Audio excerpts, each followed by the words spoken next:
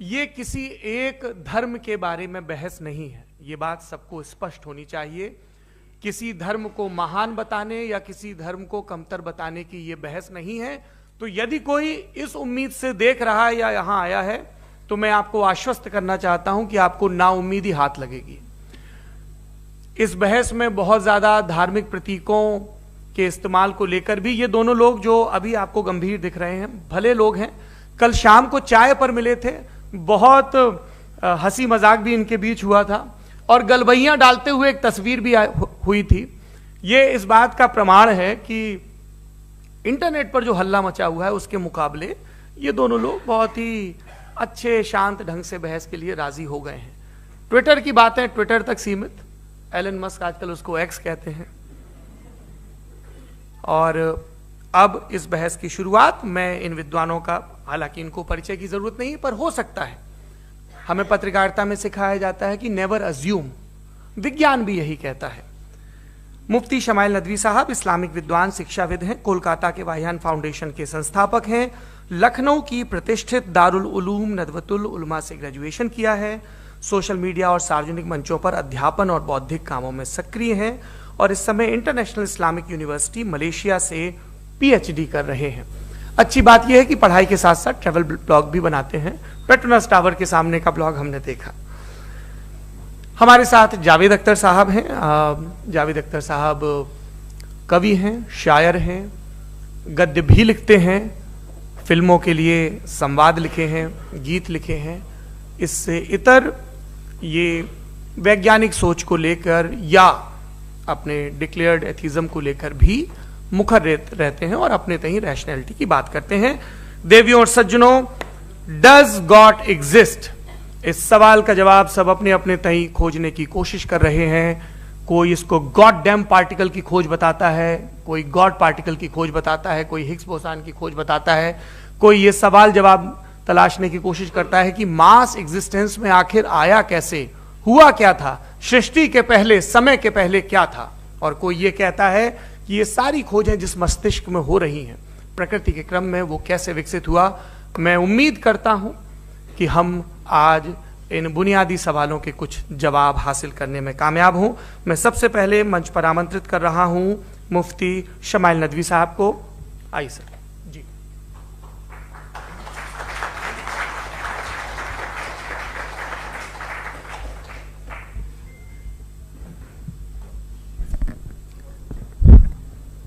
एक आखिरी गुजारिश, आप बोलना शुरू करें। आप लोग प्लीज अपने फोन फ्लाइट मोड पे या साइलेंट मोड पे रखें। एक बार चेक कर लें, कई बार बेध्यानी हो जाती है।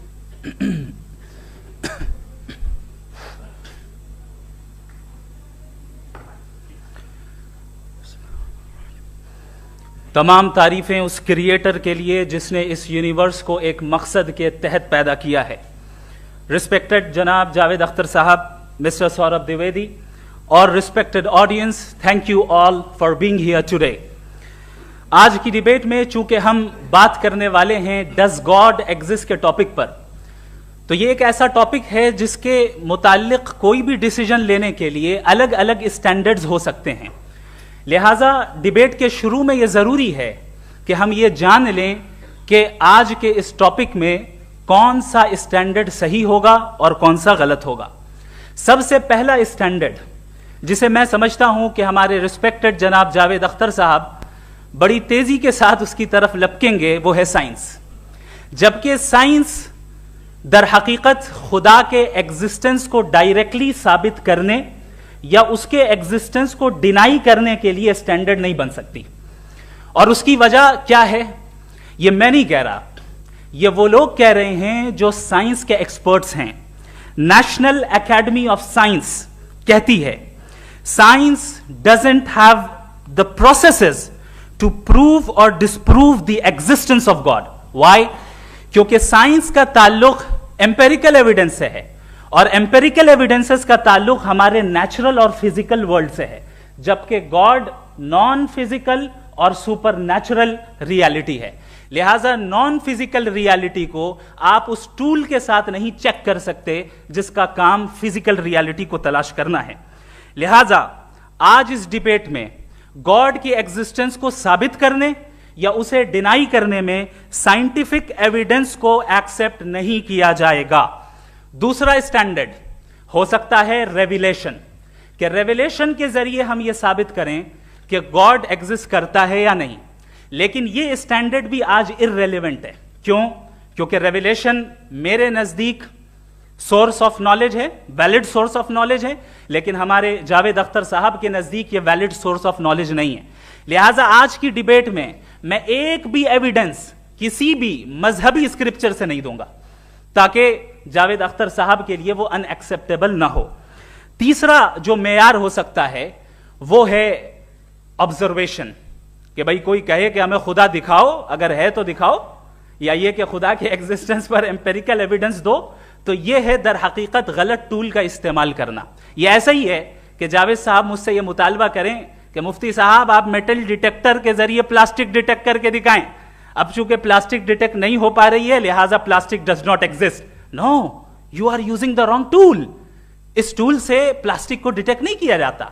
लिहाजा मैं समझता हूं कि गॉड के एग्जिस्टेंस पर एम्पेरिकल एविडेंस का मुतालबा करना एक बचकाना मुतालबा है, और हमारे रिस्पेक्टेड जनाब जावेद अख्तर साहब इस स्टेज से अब बहुत आगे निकल चुके हैं। अब बचता है एक ही स्टैंडर्ड, और वो स्टैंडर्ड है अक्ल, लॉजिक, रीजनिंग। और यही वो स्टैंडर्ड है जिसके तहत गॉड की एग्जिस्टेंस को साबित किया जाएगा या गॉड की एग्जिस्टेंस को डिनाई किया जाएगा। लेकिन चूंकि ये बहुत इंपॉर्टेंट और सेंसिटिव टॉपिक है, इसलिए लॉजिकल आर्ग्यूमेंट भी ऐसा होना चाहिए जो डेफिनेटिव हो, इनडेफिनेटिव ना हो, जो 2 और 2 4 की तरह बिल्कुल वाजे हो, जिसे लॉजिकली रिजेक्ट करना पॉसिबल नहीं हो। फॉर एग्जाम्पल हम कहें हमारे रिस्पेक्टेड मिस्टर सौरभ साहब, ये एक इंसान है और तमाम इंसान कॉन्शियस बीइंग है, लिहाजा नतीजा क्या निकला? हमारे सौरभ साहब भी कॉन्शियस बीइंग है। क्या ये इनडेफिनेट आर्ग्यूमेंट है या डेफिनेट आर्ग्यूमेंट है? ये डेफिनेट आर्ग्यूमेंट है। ये 2 और 2 की तरह वाजे है, इसमें किसी तरह जो है लॉजिकली इसको रिजेक्ट नहीं किया जा सकता। तो अगर आज हमारे जावेद अख्तर साहब ऐसी कोई अकली दलील और लॉजिकल एविडेंस दें खुदा के ना होने पर जो डेफिनेट भी हो, तो मैं ये ऐलान करता हूं कि यकीनन मैं उस एविडेंस को कबूल करूंगा और उस पर गौर करूंगा। लेकिन साथ में यह भी ऐलान कर देता हूं प्रेडिक्शन के तौर पर कि ऐसा कोई डेफिनेट आर्ग्यूमेंट कोई नहीं पेश कर सकता।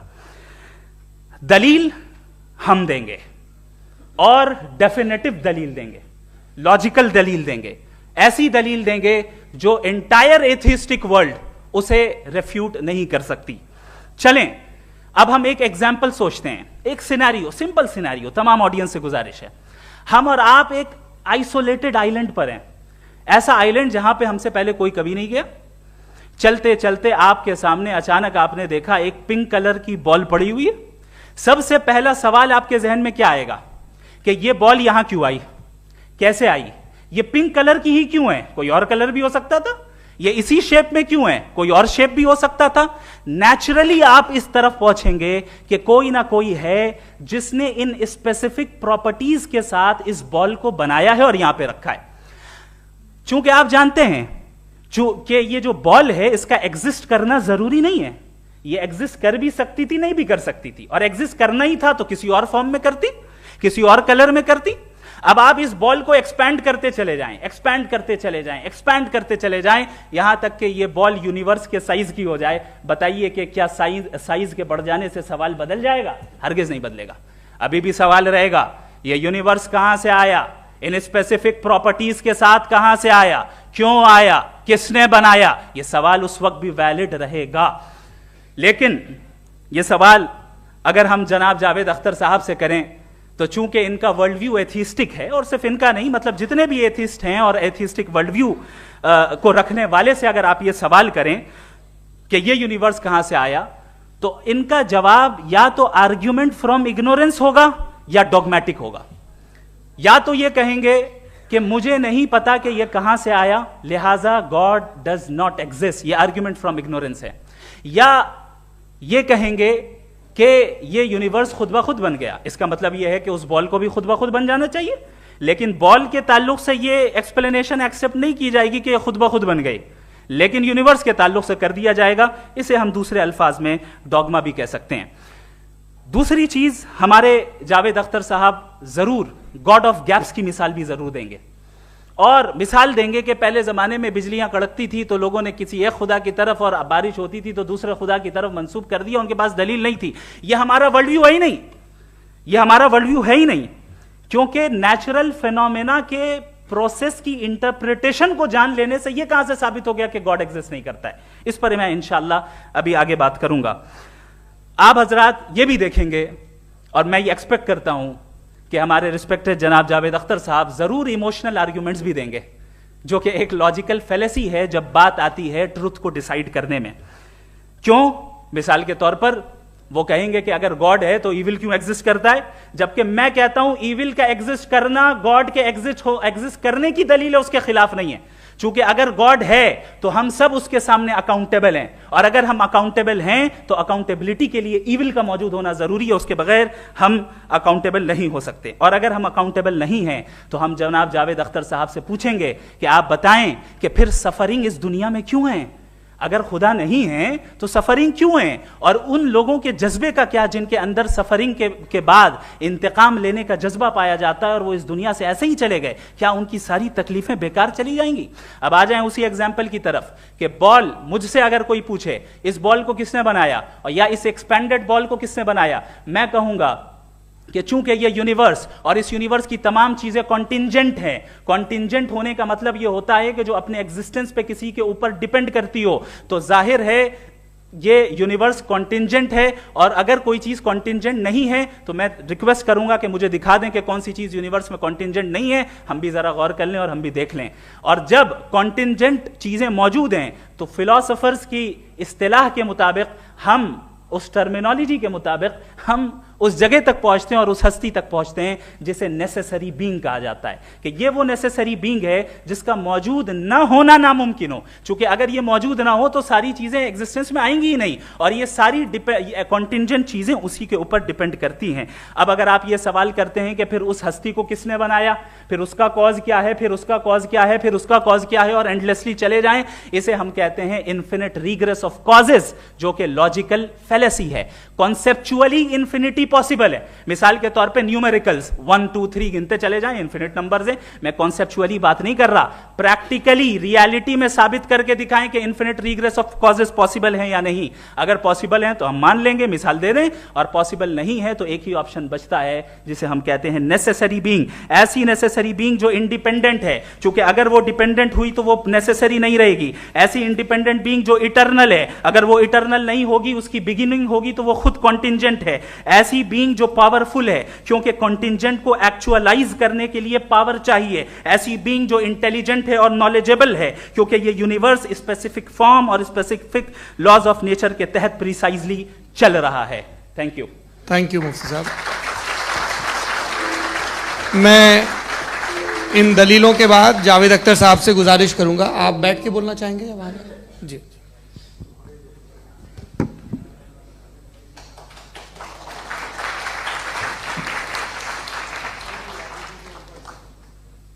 पहले तो मैं मुफ्ती साहब को एक अच्छी खबर देना चाहूँगा कि मेरी नॉलेज साइंस के बारे में बड़ी मामूली है, तो आप फिक्र ना करें उसकी, लेकिन कुछ कॉमन सेंस है मुझ में।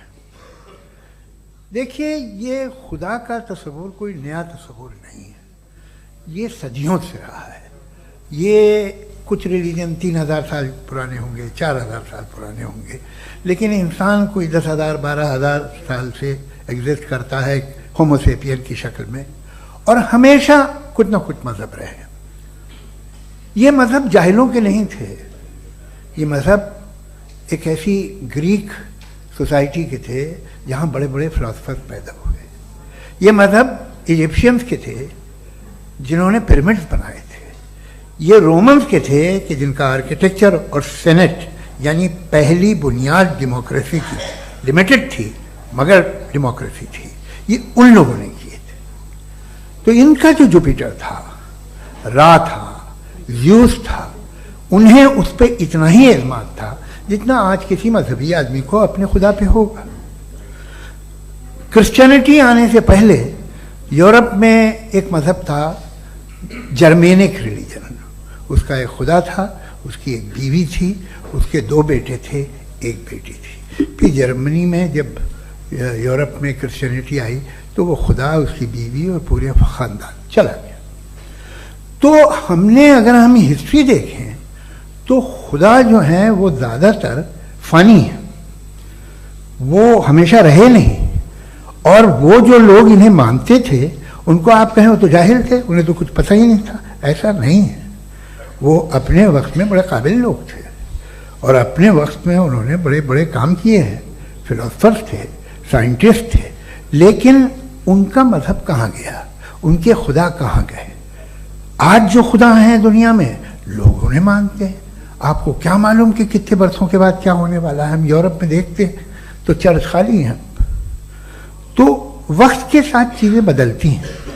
जहाँ तक इसका ताल्लुक है मजहबों का, हर मजहब आपसे एक चीज़ मांगता है, फेथ। ये फेथ क्या चीज़ होती है? What is the difference between faith and belief?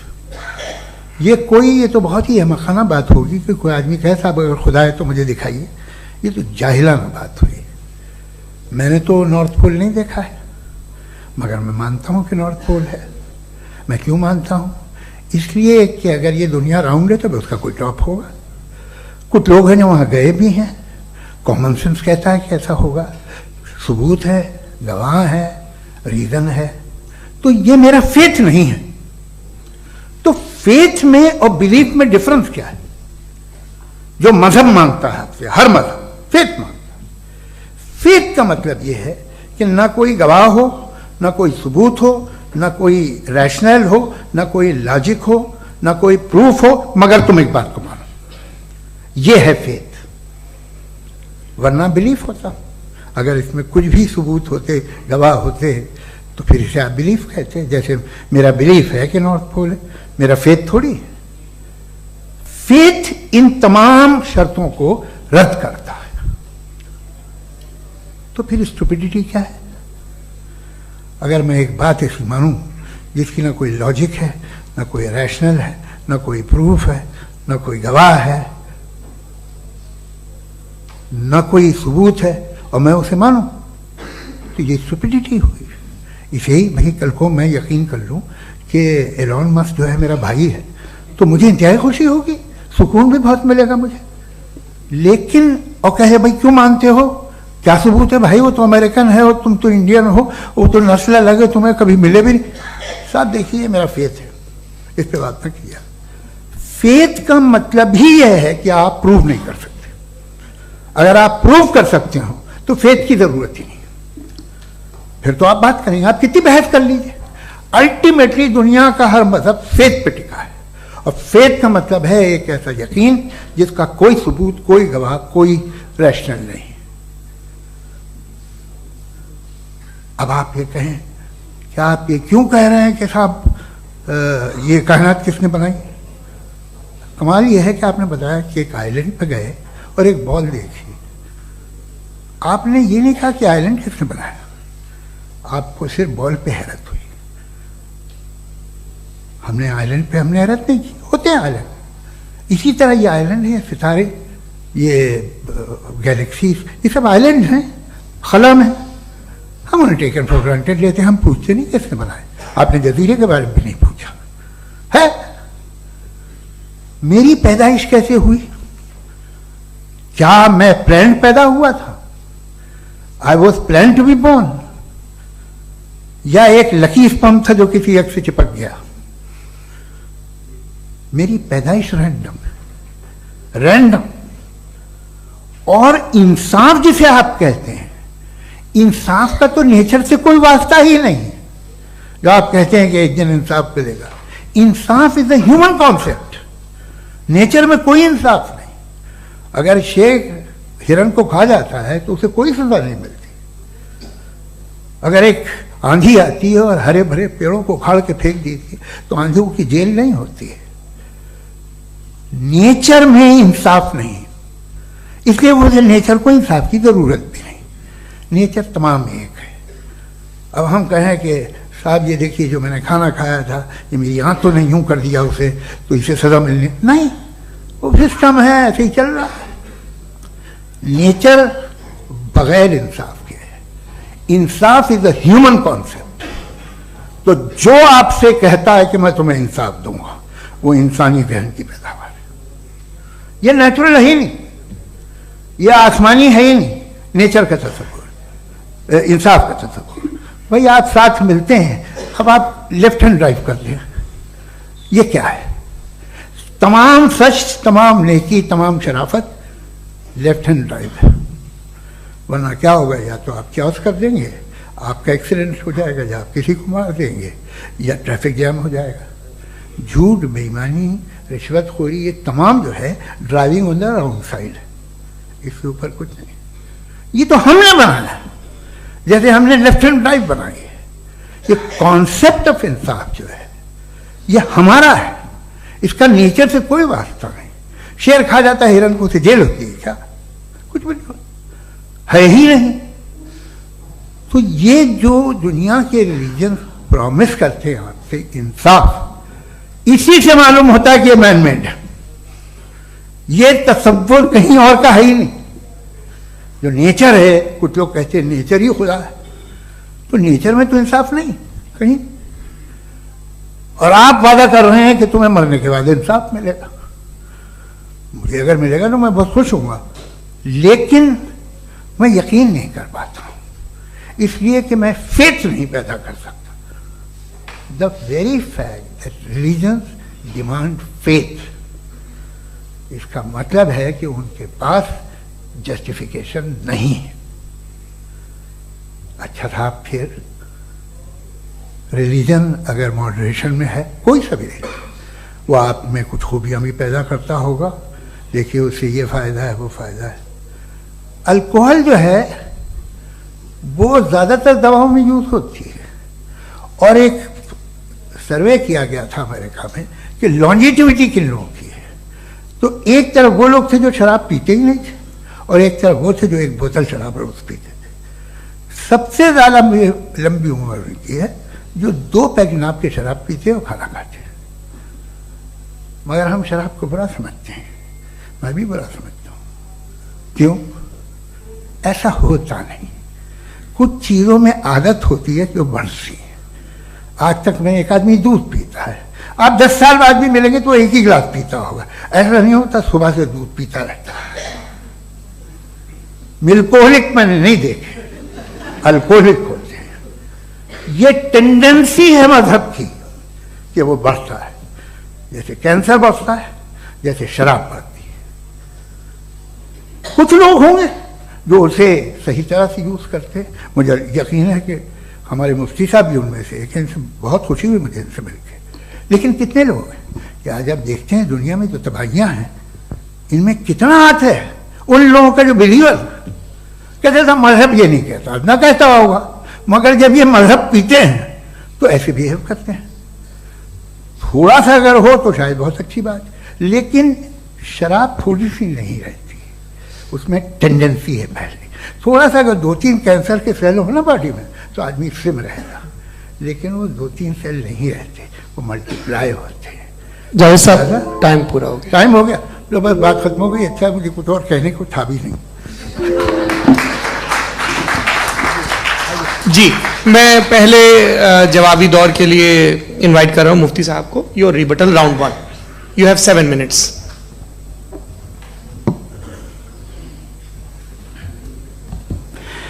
Thank you very much Javed साहब, आपकी बात को सुनकर बड़े महजूज हुए हम लोग। महजूज, do you understand? We enjoyed. Okay, अब थोड़ा सा लॉजिकली उसको हम लोग देखते हैं। दरअसल हम लोगों ने कल गुजारिश की थी मुफ्ती साहब से भी, जावेद साहब से भी, कि हिंदुस्तानी जबान आम फहम सबको समझ में आ जाए, और जहां कहीं आप मुश्किल शब्द इस्तेमाल करें वहां बताते भी चलें। Thank you. तो सबसे पहले हमारे रिस्पेक्टेड जावेद साहब ने हवाला दिया कि खुदा फानी है। कितने मजहब आगे चले गए, किसी ने जुपिटर को खुदा माना, किसी ने किसी को माना। मैं कहता हूं जिसने कॉन्टिंजेंट चीज को खुदा माना, गलत माना, वो खुदा ही नहीं, वो खुदा ही नहीं है। हम तो नेसेसरी बीइंग को साबित करने बैठे हैं, वो नेसेसरी कॉज जो इटरनल है, जो अबदी भी है और अजली भी है। हम किसी और को साबित करने नहीं बैठे। दूसरी चीज उन्होंने कहा कि फेथ एंड बिलीफ, ये एक ऐसी डेफिनेशन है फेथ की जो इन्होंने पहली मर्तबा पेश की है, या माफ कीजिएगा इन्होंने पहली मर्तबा पेश नहीं की है, रिचर्ड डॉकिंस ने पहली मर्तबा पेश की है। मुझे मालूम है ये सोर्स कहां से है। एपिस्टेमोलॉजिकली फेथ और बिलीफ का फर्क आप इस तरह नहीं कर सकते सर। फेथ सही भी होता है, गलत भी होता है, बिलीफ सही भी होता है, गलत भी होता है। जो लॉजिक, रीजन और एविडेंस से बैक्ड होगा वो फेथ सही होगा। और आप जिस फेथ की बात कर रहे हैं कि इलॉजिकल है और उसके पीछे नहीं है, तो we are on the same page. हम नहीं मानते उस फेथ को, जो फेथ ऐसा हो जिसके पीछे कोई लॉजिक ना हो, एविडेंस ना हो, हम नहीं मानते। हम तो उस फेथ के कायल हैं जिसके पीछे लॉजिक हो और एविडेंस हो। तो बिलीफ सही भी होता है, गलत भी होता है, फेथ भी सही होता है और गलत भी होता है। तो आज फेथ और बिलीफ के डिफरेंस पे बात नहीं हो रही। आज आप चाहे फेथ एक्सेप्ट कर लें या बिलीफ एक्सेप्ट कर लें, आज ये बात होगी कि ट्रूथ क्या है, चाहे ट्रू बिलीफ सही है या ट्रू फेथ सही है, और फॉल्स फेथ क्या है और फॉल्स बिलीफ क्या है, बात इस पे हो रही। दूसरी चीज इन्होंने पूछा, स्टुपिडिटी फिर क्या है? अगर फेथ रिलीजन स्टुपिडिटी नहीं है तो और क्या है? चूंकि फेथ का मुतालबा करते हैं तो स्टुपिडिटी क्या है? मैं कहता हूं स्टुपिडिटी एथिज्म है। उसकी वजह यह है कि आप एक सड़क पे जा रहे हो और आप किसी गार्डन में जाएं और देखें वहां लिखा है फूलों के साथ, I love Javed Akhtar, and I really do, I love you sir. So जब आप वहां पर पहुंचे तो वहां पहुंचकर अब ये बताएं, क्या आप ये कहेंगे वाह व्हाट अ नेचुरल सिलेक्शन? ये क्या नेचुरल सिलेक्शन है? नहीं, ये प्रिसाइजली डिजाइंड है, इसके पीछे डिजाइनर है। लिहाजा अगर कोई एक ऐसी कॉमन सेंस की बात को कबूल नहीं कर रहा है कि यूनिवर्स जो इतने प्रिसाइजली काम कर रहा है, हम कह दें कि खुद ब खुद बन गई, मैं समझता हूं इससे बड़ी स्टुपिडिटी और कुछ नहीं है। ये रैशनल चीज है। फिर हमारे सर ने कहा कि आपने बॉल पे फोकस किया, आइलैंड पे फोकस नहीं किया। अरे आइलैंड को किसने बनाया यही समझाने के लिए तो बॉल की मिसाल दे रहा हूं। और बॉल भी कॉन्टिंजेंट है, आइलैंड भी कॉन्टिंजेंट है, दोनों नेसेसरी बीइंग का मुतालबा करते हैं। आगे इन्होंने कहा कि नेचर में कोई इंसाफ नहीं है। हम डिसाइड करते हैं कि मोरालिटी क्या होती है, इंसाफ क्या होता है। हम डिसाइड करते हैं, जैसे ड्राइविंग सीट में ट्रैफिक वाला, ये तो किसी खुदा ने नहीं कहा, ये है, इसे कहते हैं फॉल्स इक्विवेलेंस। ये एक लॉजिकल फेलेसी है। आपने जो है मिसाल दी ड्राइविंग की और ट्रैफिक की, ये सब्जेक्टिव मोरालिटी है। आप सब्जेक्टिव मोरालिटी को मिसाल बनाकर ऑब्जेक्टिव मोरालिटी के ऊपर नहीं थोप सकते। इंसाफ की ऑब्जेक्टिव मोरालिटी। अगर आप ये कहते हैं कि नेचर में इंसाफ नहीं है तो इंसाफ का न होना ये नेचुरल हुआ, तो फिर नेचर को नेचर रहने दे, क्यों हम इतना स्ट्राइव कर रहे हैं दुनिया में इंसाफ लाने के लिए? ये तो इलॉजिकल बात है, इरैशनल बात है। इसलिए बहुत सी चीजें ऐसी हैं जो ऑब्जेक्टिवली जो है इविल या गुड हैं, और बहुत सी चीजें ऐसी हैं जो सब्जेक्टिवली हैं। सब्जेक्टिवली जो मोरल होता है या इमोरल होता है उसको हम सोशल कंसेंसस से या पर्सनल प्रेफरेंस से डिसाइड करते हैं। लेकिन जो ऑब्जेक्टिव मोरालिटी है जिसमें इंसाफ आया, जो इन्होंने बार बार रिपीट किया, ये ऑब्जेक्टिव है, सब्जेक्टिव नहीं है। अगर आप कहते हैं ये सब्जेक्टिव है तो मेरा सवाल आपसे ये है, क्या सोशल कंसेंसस के जरिए अगर जुल्म को सही करार दे दिया जाएगा तो आप जुल्म को जस्टिफाई करेंगे? दूसरी चीज इन्होंने ये कहा कि 2 पैक शराब पी लें तो वो उतने पे नहीं रहता, बढ़ जाता है। यही मामला मजहब के साथ है। 2 पैक आप पी लें बढ़ेगा। तो ये एक ऐसी मिसाल है, इसको कहीं भी फिट कर लें कि आप एथिज्म पे जब फिट करें, जब आप 2 पैक एथिज्म का लेंगे ना तो वो बढ़ बढ़ के नॉर्थ कोरिया बनेगा। Thank you.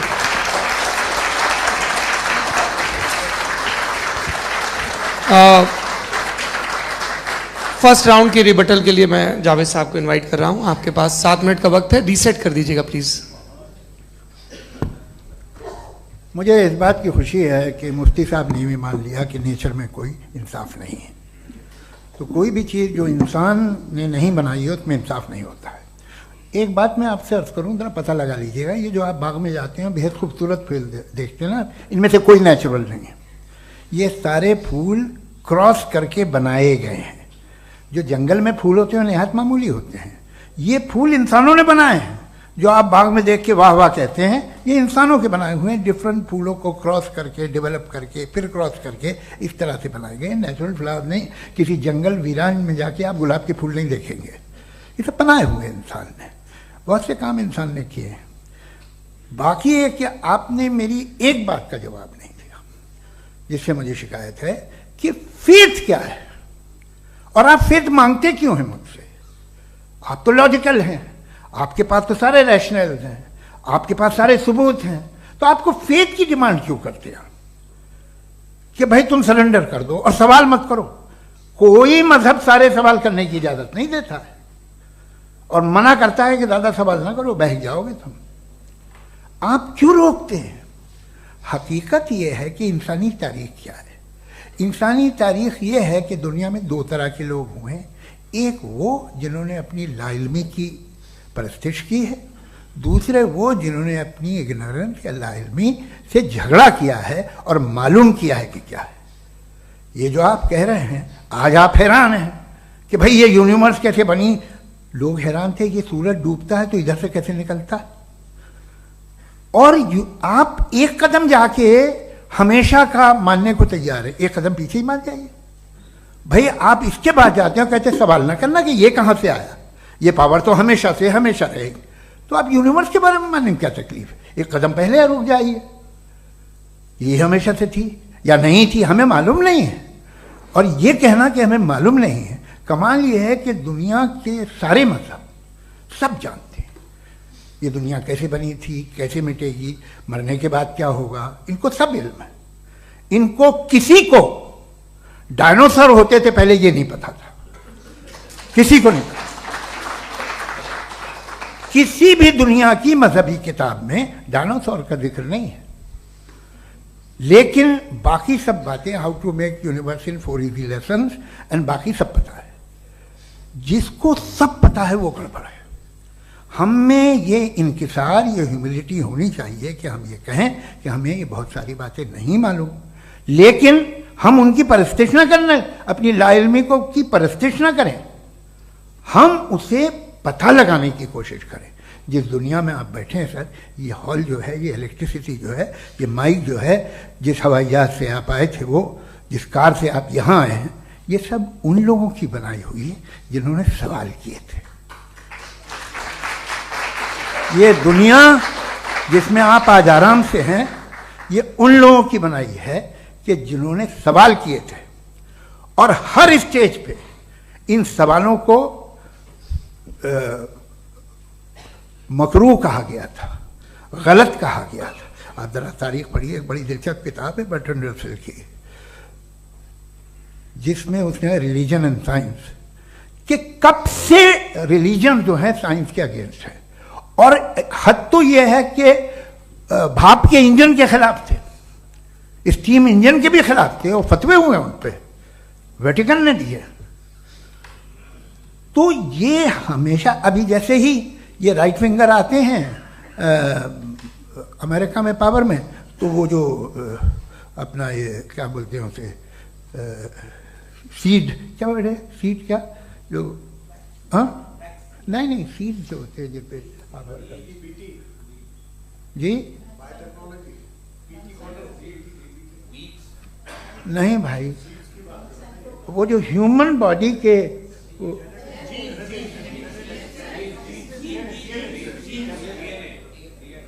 उस पर रिसर्च बंद हो जाती है, रिपब्लिकन नहीं करने देते।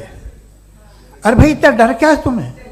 एक जमाने में बहुत नाराज थे ये सारे मजहबी लोग कि ये इंसान तो इंसान बनाने की कोशिश कर रहा है। आपको क्या तकलीफ भाई, बना ले तो बना लेने दो, ये खौफ क्या है? और ये सब आज जो आप कह रहे हैं नामुमकिन है, ये कैसे हुआ? मुझे एक किस्सा याद आता है। जब मैं 6ठी क्लास में था तो मैं मैथमेटिक्स में बहुत वीक था, तो एक टीचर रख दिया गया, उसने 1 2 3 4 5 6 7 तो सिखा दिया मुझे। वो दिन मैं भूल नहीं सकता हूँ मुफ्ती साहब, जिस दिन उसने ये बताया कि 1/2 क्या होता है और 3/4 क्या होता है। मुझे ऐसा लगा कि मेरा सर बीच से फट जाएगा। यह आदमी कह रहा है कि जो दीवार के अंदर जाओ वॉक करते हुए। आज हंसता हूँ मैं इस बात पे। तो आज जो बातें आपके जहन से बिल्कुल परे हैं और आप हैरान होते उन्हें देख के, एक वक्त आएगा कि मामूली लगेंगे। और हुआ है, आपकी इंसानी तारीख ही है। इतनी जल्दी सारे फैसले आप मत कर लीजिए, थोड़ा ये ह्यूमिलिटी रखिए कि भाई ये हमें नहीं मालूम। ये कहने में क्या आ रहा है? ये यूनिवर्स कहाँ तक फैली, ये कब से है और कब तक रहेगी, हमें नहीं मालूम। आपने फैसला कर लिया कब बनी। ये आपके हिसाब से कोई 14 बिलियन ईयर बनी जो समझा जाता है। उससे पहले हजारों करोड़ों अरबों साल तक खुदा बैठा क्या कर रहा था? खामोश बैठा था ऐसे ही, दवाइयाँ ले रहा था। फिर उसे आइडिया आया, यार एक काम करते, वक्त अच्छा गुजर जाएगा, यूनिवर्स बनाते। सोचिए, वो तो हमेशा से है ना, मगर यूनिवर्स हमेशा से नहीं है, ये तो बनाई गई है। और उससे पहले क्या था, इनका क्या काम था? कैसी बात है, ये बड़ा आसान है। जो बात हमें आज धीरे धीरे पता चली है, बरसों 2000 और 2500 साल पहले आपको किसी ने बता दिया कि क्या था, आप मान गए, और तब से वही मान रहे हैं जो 2500 साल पहले कहा गया था। सब कुछ बदल गया है, सॉल्व हो रही हैं चीज़ें। अभी साइंस बिल्कुल दावा नहीं करती, या कोई फिलोसफर ये दावा नहीं करता कि हमें सब मालूम, बल्कि वो कहता है कि हमें जितना मालूम होता है उससे ये मालूम होता है कि हमें कितना कम मालूम। तो हम अपनी जहालत से लड़े, उसकी परस्तिश न करें। जी, टाइम है। Thank you so much. मैं तर्कों की श्रृंखला में राउंड 2 के लिए मुफ्ती साहब को आमंत्रित कर रहा हूं। आपके पास एक बार फिर से 7 मिनट का वक्त है। शुक्रिया। जनाब जावेद अख्तर साहब कई मर्तबा दोहरा रहे हैं कि फेथ का मतलब बताइए, फेथ का मतलब बताइए। मैंने बता दिया, फेथ सही भी होता है, गलत भी होता है। और आज हम फेथ पे बात नहीं कर रहे, हम ट्रुथ और डज गॉड एग्जिस्ट पे बात कर रहे हैं। क्या डज गॉड एग्जिस्ट, ये ट्रुथ यानी गॉड है या नहीं है, इसमें से दोनों ट्रुथ क्या है। अब आप उसे फेथ कह लें, बिलीफ कह लें, नॉट माई बिजनेस। उसके बाद आपने कहा कि भाई सवाल करने से मजहब रोकता है।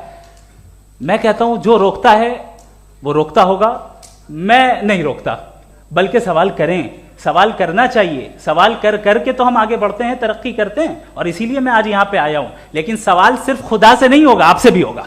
सवाल एथिज्म से भी होगा, सवाल सिर्फ मजहब से नहीं होगा, सबसे होगा। और आज मैं सवाल करूंगा और उम्मीद है कि आप जवाब देंगे। अभी तक आपने वैसे कॉन्टिंजेंसी आर्गुमेंट का कोई जवाब नहीं दिया है।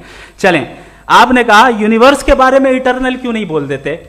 ये चूंकि लॉजिकली पॉसिबल ही नहीं है कि यूनिवर्स इटर्नल हो। यूनिवर्स एक कॉन्टिंजेंट चीज है जो टाइम एंड स्पेस के पाबंद है, टाइम एंड स्पेस से बाउंड है। जो टाइम एंड स्पेस से बाउंड होगा वो कॉन्टिंजेंट होगा, जो कॉन्टिंजेंट होगा वो उसकी बिगिनिंग हुई होगी, जिसकी बिगिनिंग हुई होगी वो इटर्नल नहीं हो सकता। ये तो कॉमन सी बात है। आपने कहा कि किसी मजहबी किताब में डायनासोर का जिक्र नहीं है। अफसोस कि आज तक किसी मैथमेटिक्स की किताब में मुझे डायनासोर का जिक्र नहीं मिला।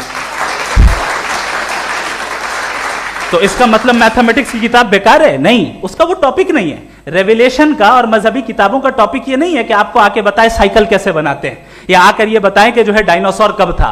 वो तो मोरालिटी सिखाने आया है, गॉड के बारे में बताने आया, नॉन फिजिकल रियलिटी की हकीकत को सिखाने के लिए आया। रिलीजियन साइंस को रोकता है? नहीं रोकता। अगर रोकता है तो गलत करता है। रिलीजियन साइंटिज्म को रोकता है, जिसमें हमारे जावेद साहब मुख्तल हैं।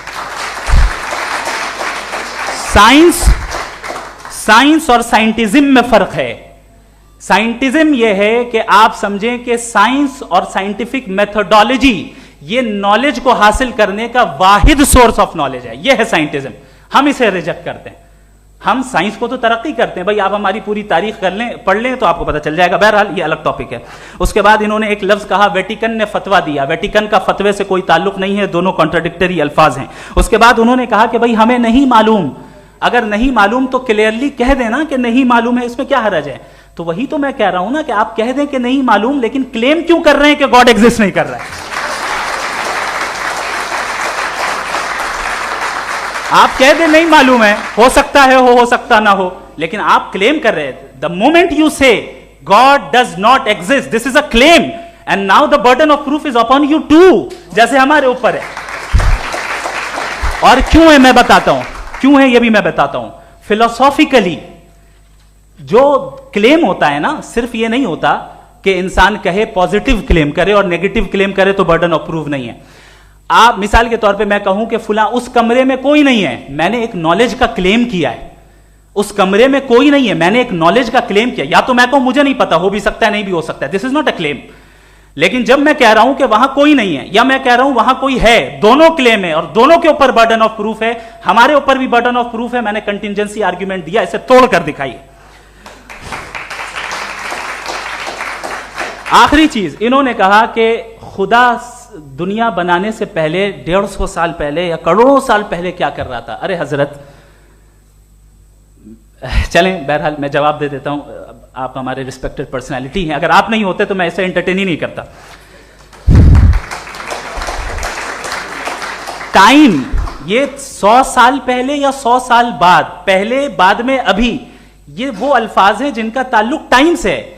टाइम शुरू ही हुआ है यूनिवर्स की बिगिनिंग के बाद, तो उसके पहले खुदा क्या कर रहा था? सवाल इलॉजिकल है, ये फेलेसी है। यानी आप ये कह रहे हैं कि यूनिवर्स के बनने से पहले खुदा क्या कर रहा था? टाइम के बनने से पहले, पहले का ताल्लुक टाइम से, टाइम उस वक्त था ही नहीं, तो ये सवाल ही इनवैलिड है खुदा के ताल्लुक से। दूसरी चीज, आर्ग्यूमेंट ऑफ कंटिंजेंसी जो मैंने आपके सामने पेश की है, आपने बार बार ये प्रूफ किया और ये कह रहे हैं कि गॉड ऑफ गैप्स। देखिए, पहले नहीं मालूम था, साइंस ने कर दिया। सिंपल की मिसाल से मैं समझा देता हूं। जिस गैप्स की आप बात कर रहे हैं ना, साइंस उन गैप्स को जिन चीज के जरिए भी प्रूव करेगा वो कॉन्टिंजेंट ही होगा, अब चाहे वो फोर्स हो, मैटर हो या एनर्जी हो। लिहाजा सवाल हमारा उस वक्त भी वैलिड होगा जब तक कि आप नेसेसरी बीइंग पे ना आ जाएं, और इन्फिनिट रिग्रेस पॉसिबल नहीं है of causes in practical world, तो जाहिर है कहीं रुकना पड़ेगा, जहां रुकेंगे वही खुदा है। दूसरी चीज, आपने ये कहा, क्या कह रहा था मैं, किस पॉइंट को? What? Oh no, after that. Just now. हाँ, जहां रुकेंगे वही खुदा है। बहरहाल, तो टाइम का जिक्र हो गया, गॉड ऑफ गैप, सॉरी, या इसकी एक मिसाल आप ले लें। एक कार है, एक साहब ने देखा कि भाई कार जो है उसके व्हील्स कितने अच्छे लगे हुए हैं, सही जगह पे, स्टीयरिंग जो है कितने अच्छे जगह पे लगी हुई है, और सीट्स कितने वेल डिजाइंड है, कितनी प्रिसाइजली ये कार काम कर रही है, तो जरूर कोई ना कोई इसे क्रिएट किया है, किसी ने क्रिएट किया है। अब जावेद साहब आए और कहे, अरे जनाब बोनेट खोलिए, इसमें इंजन है, इंजन इस कार को चला रहा है, hence prove no one has created the car. This is illogical, this is irrational. आपने इंजन के जरिए उस गैप को तो साबित किया, लेकिन क्या उससे कार की जो क्रिएशन है और उसका जो क्रिएटर है ये इम्पॉसिबल हो जाए? ऐसा पॉसिबल है? उसका सवाल खत्म हो जाए, ऐसा पॉसिबल है? नहीं।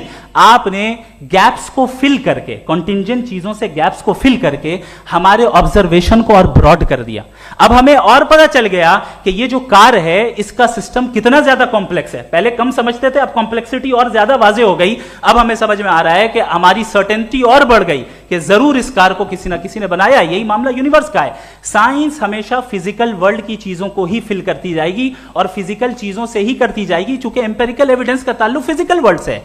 आप साइंस के जरिए मेटाफिजिकल रियलिटी को कभी साबित नहीं कर सकते। ये रॉन्ग टूल का इस्तेमाल करना है। ये वही काम है कि आप मेटल डिटेक्टर से प्लास्टिक डिटेक्टर करने चलें, जो कि जाहिर है सही नहीं है। Thank you.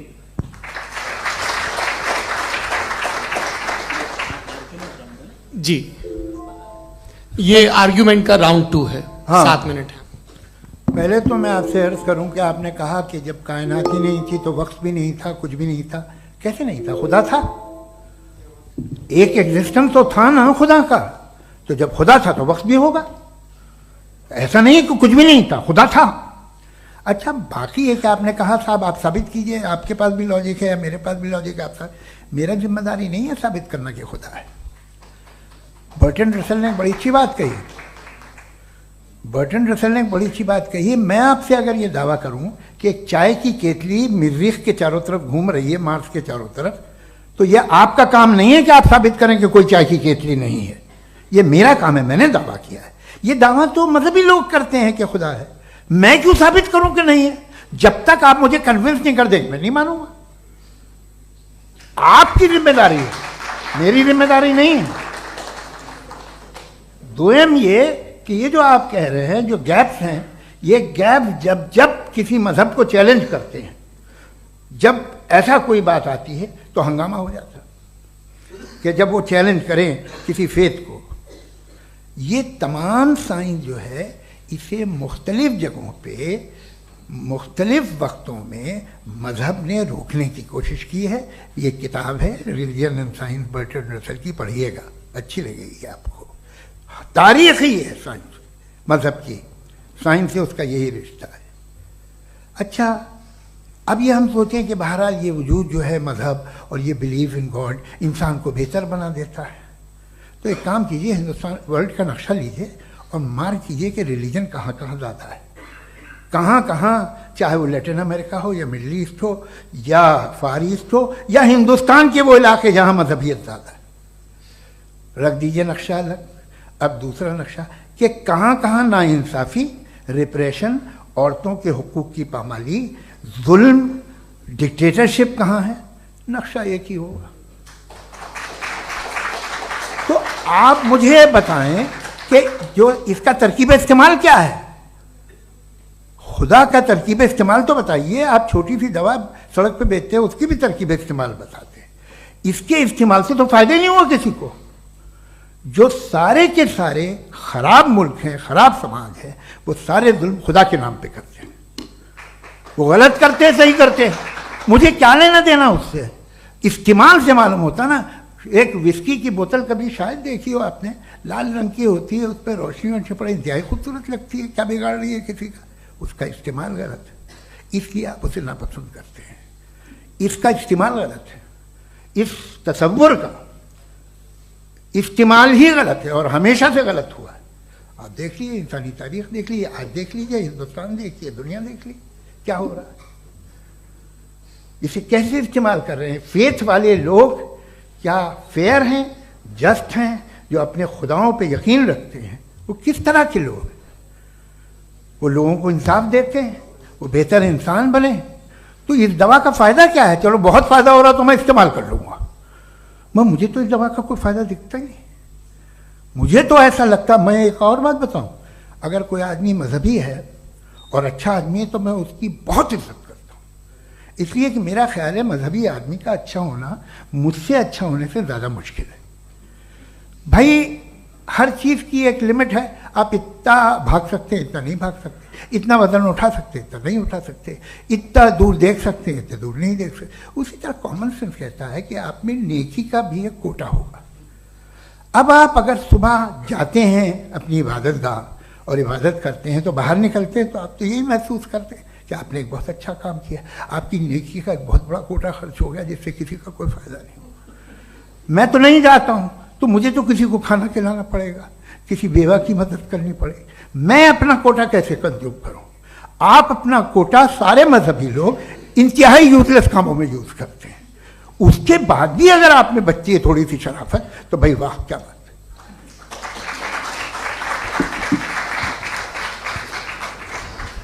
एक तो मुझे ये बात बहुत अच्छी लग रही है कि दोनों ही विद्वान समय को मानते हैं और बहुत समय से अपनी दलीलें और बाज़ दफ़ा समय से पहले अपनी तकरीरें पूरी करके अपनी अपनी कुर्सी पर बैठ रहे हैं। ये इस आर्ग्यूमेंट का राउंड 2 पूरा हुआ। अब रिबटल का राउंड 2 है और उसके बाद क्रॉस एग्जामिनेशन होगा। नहीं, आपका आर्ग्यूमेंट हो गया सर। हमारे यहाँ स्कूल के सिलेबस में पंच परमेश्वर कहानी पढ़ाई जाती है, प्रेमचंद जी की लिखी हुई। आप निश्चिंत रहिए, आपके कोई राउंड में मिस नहीं होने दूंगा। रिबटल का राउंड 2 मुफ्ती शमाइल नदवी साहब।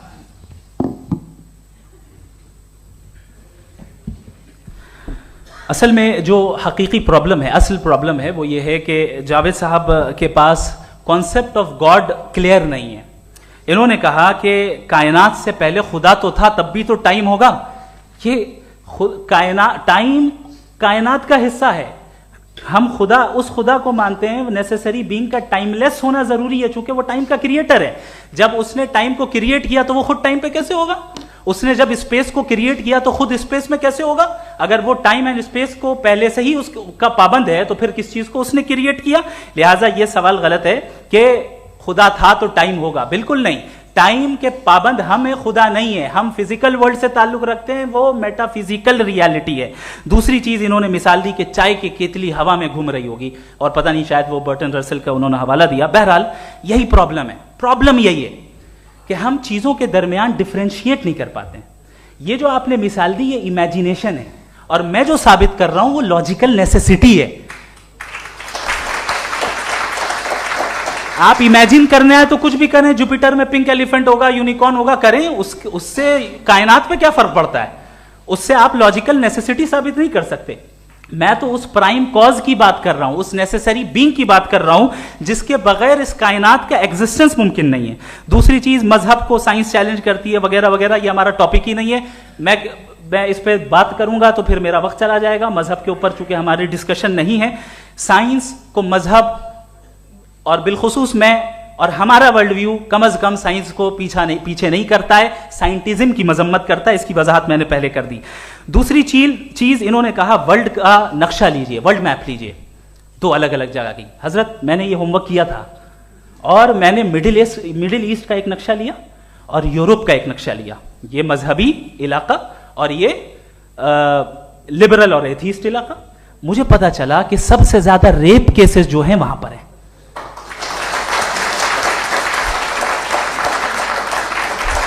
मुझे यह पता चला यूएन की रिपोर्ट के मुताबिक, मैं ये अपने घर से नहीं लेके आ रहा, कि जो वर्किंग वुमेन है यूरोपियन कंट्रीज में, उसमें 81% वुमेन सेक्सुअल हैरेसमेंट का वर्क में शुमार हो रही है। ये मिडिल ईस्ट में नहीं हो रहा है, वो मजहबी लोग हैं इसलिए नहीं हो रहा है।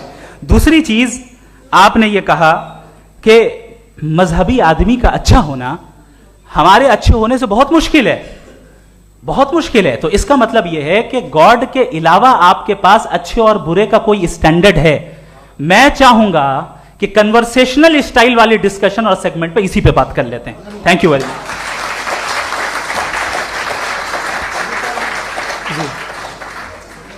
ये रिबटल का राउंड 2 है, आपके पास 5 मिनट का वक्त है और इसके बाद क्रॉस एग्जामिनेशन शुरू करेंगे। आप चाहें तो जो इन्होंने सवाल पूछे उनके जवाब आप रिबटल में भी दे सकते हैं। जी जी, देखिए पहले तो ये बात कि ये मिसाल गलत नहीं है, गलत है। इन्होंने पहले ही हमको डिसार्म कर दिया, कह लिया अकल से मामला सॉल्व नहीं हो सकता, लॉजिक से आप पहुंच नहीं सकते। ये एक मेटाफिजिकल चीज़ है। मेटाफिजिकल अजीब सा लफ्ज़ है, ठीक से किसी को माने नहीं मालूम इसके, तो ऐसा लगता है कुछ बड़ी चीज़ है। अरे भाई क्या होता है मेटाफिजिकल, बताओ, खड़ी हो। ये एक लफ्ज़ है जो कहीं भी इस्तेमाल हो जाता है। जब आप एक बात कर रहे हैं और आप मुझसे बहस कर रहे हैं तो मुझे मेटाफिजिकल मत बताइए, आप लॉजिकली मुझे प्रूव किए। और अगर लॉजिकली आप नहीं बात करते साहब ये मेटाफिजिकल है, तो फिर हम आप बात क्या कर रहे हैं? मेरा आपका किस ज़बान में कॉन्वर्सेशन हुआ? और ये कहना कि वक्त पहले नहीं था, तो फिर क्यों कहते हैं ये हमेशा से और हमेशा रहेगा? हमेशा वक्त है, तो आप कैसे कहते हैं वो हमेशा से है और हमेशा रहेगा? हमेशा का मतलब है कोई वक्त, अगर वक्त ही नहीं है तो हमेशा कैसे? बाहर वो रहेगा। अब मैं ये देखता हूँ, आपने कहा ना कि वहाँ रेप ज़्यादा होते हैं, तो हम एक बात देखते हैं कि ये दुनिया जिस पे वो कादर मुतलक है, जिसकी मर्जी के बगैर पत्ता भी नहीं हिलता, ओमनीपोटेंट है, ये दुनिया चल कैसे रही है? और इस दुनिया का हाल क्या है? 45,000 बच्चे जो 10 साल की उम्र से कम थे वो गाजा में मरे।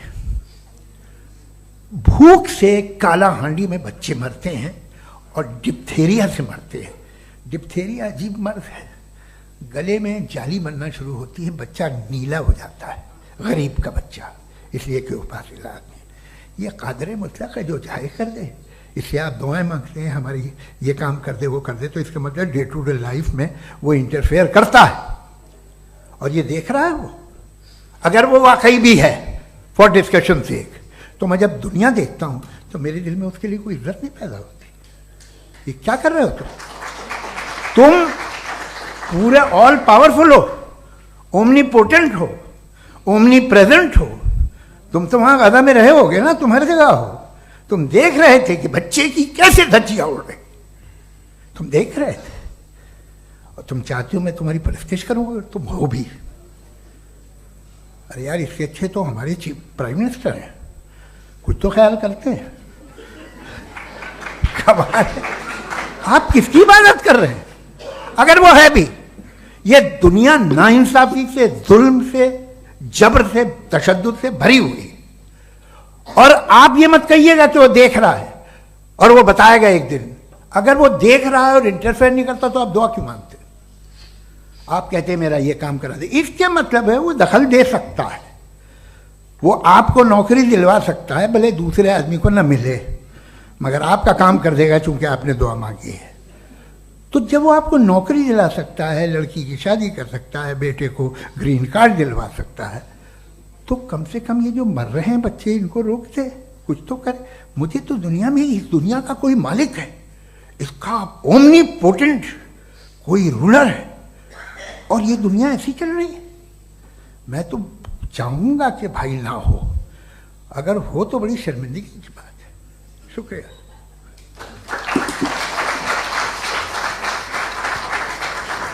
देवियों और सज्जनों, इस बहस के 2 राउंड और 2 रिबटल पूरे हो चुके हैं।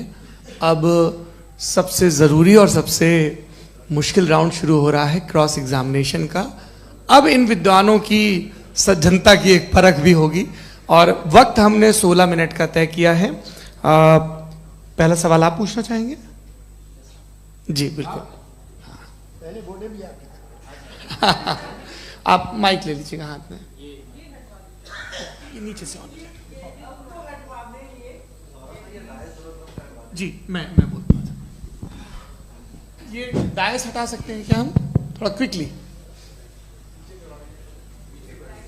डायस पीछे कर दीजिए बस थोड़ा सा, है, ताकि ये जो दाएं बाएं लोग बैठे हैं, इसे हटा ही दीजिए। अब हम वहाँ तो जाने वाले नहीं। आराम से आराम से दोनों तरफ से हटा दीजिए।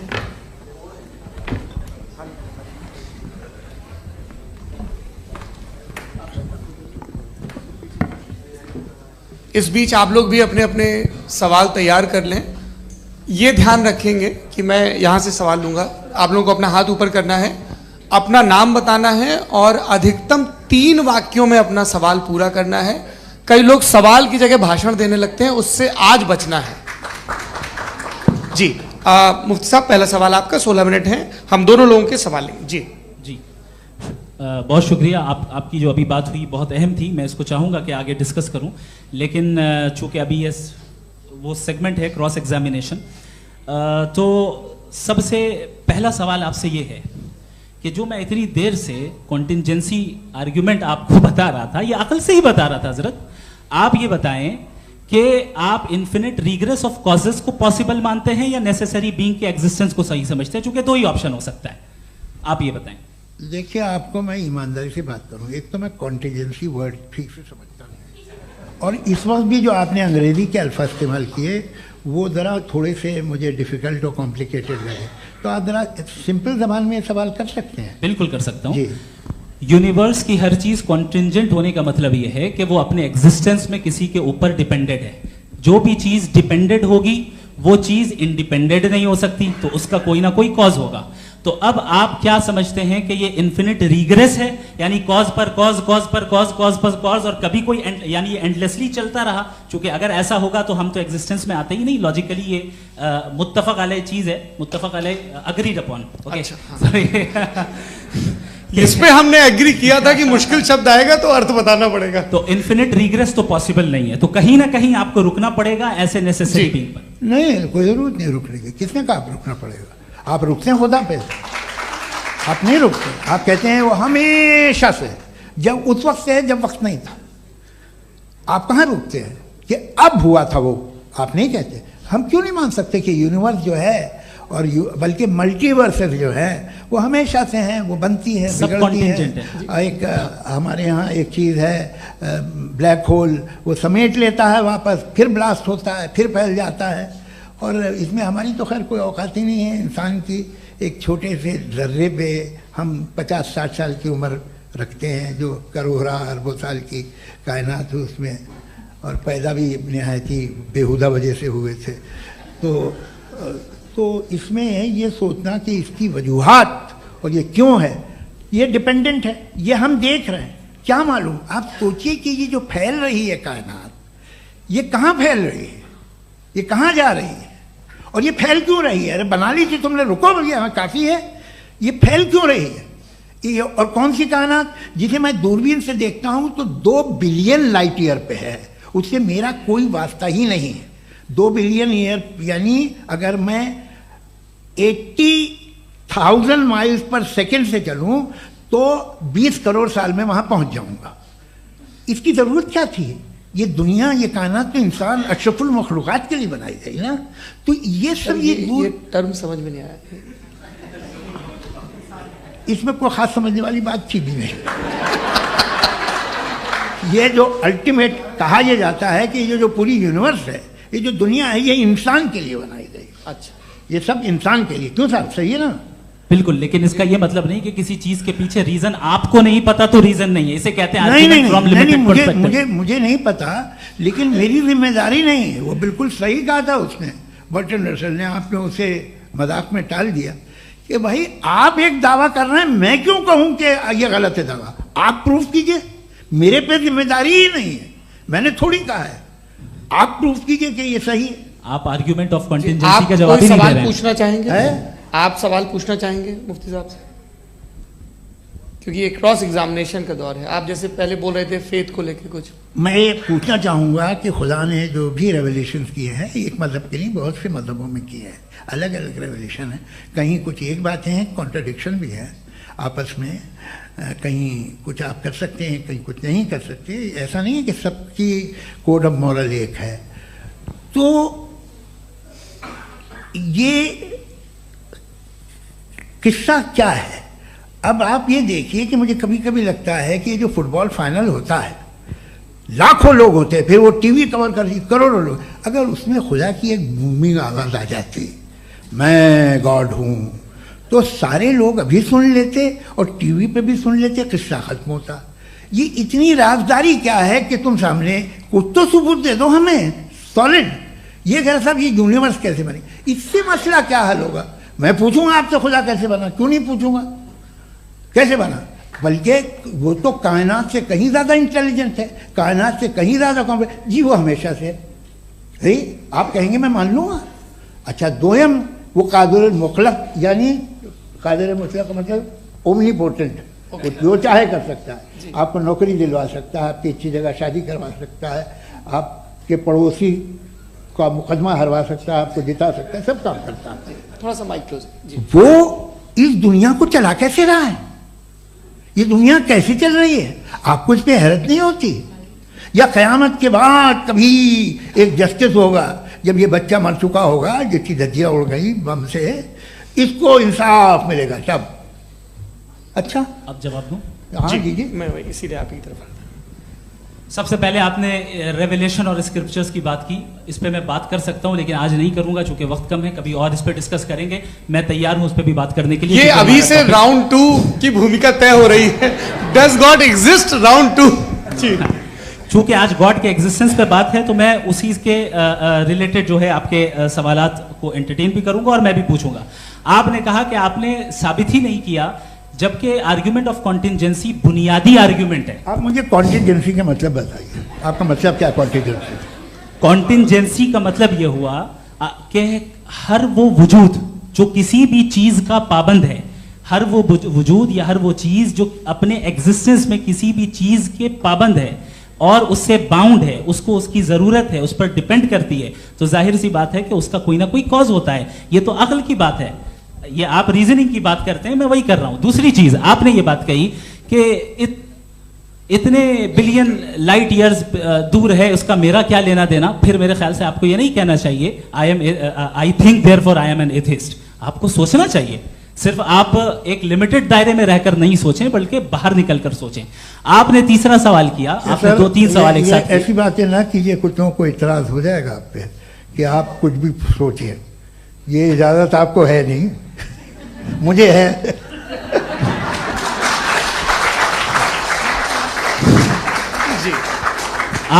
आपने प्रॉब्लम ऑफ इविल के ताल्लुक से सवाल किया और बार बार आप एक लफ्ज रिपीट कर रहे हैं कि ओमनीपोटेंट गॉड है, ऑल पावरफुल गॉड है। यही तो दरअसल समझना है कि गॉड का कॉन्सेप्ट क्या है। प्रॉब्लम ऑफ इविल जो है, प्रॉब्लम ऑफ इविल दर हकीकत 2 असम्पशंस पर कायम है। अगर आप इन 2 असम्पशंस को समझ जाएं तो ये प्रॉब्लम नहीं रहेगी, आर्ग्यूमेंट आपको समझ में आ जाएगी कि ये कोलैप्स कर जाता है। पॉइंट नंबर 1, यानी जो आपका सबसे पहला फॉल्स असम्पशन है कि गॉड मर्सीफुल है, ओमनीपोटेंट है, दुनिया में जुल्म हो रहा है।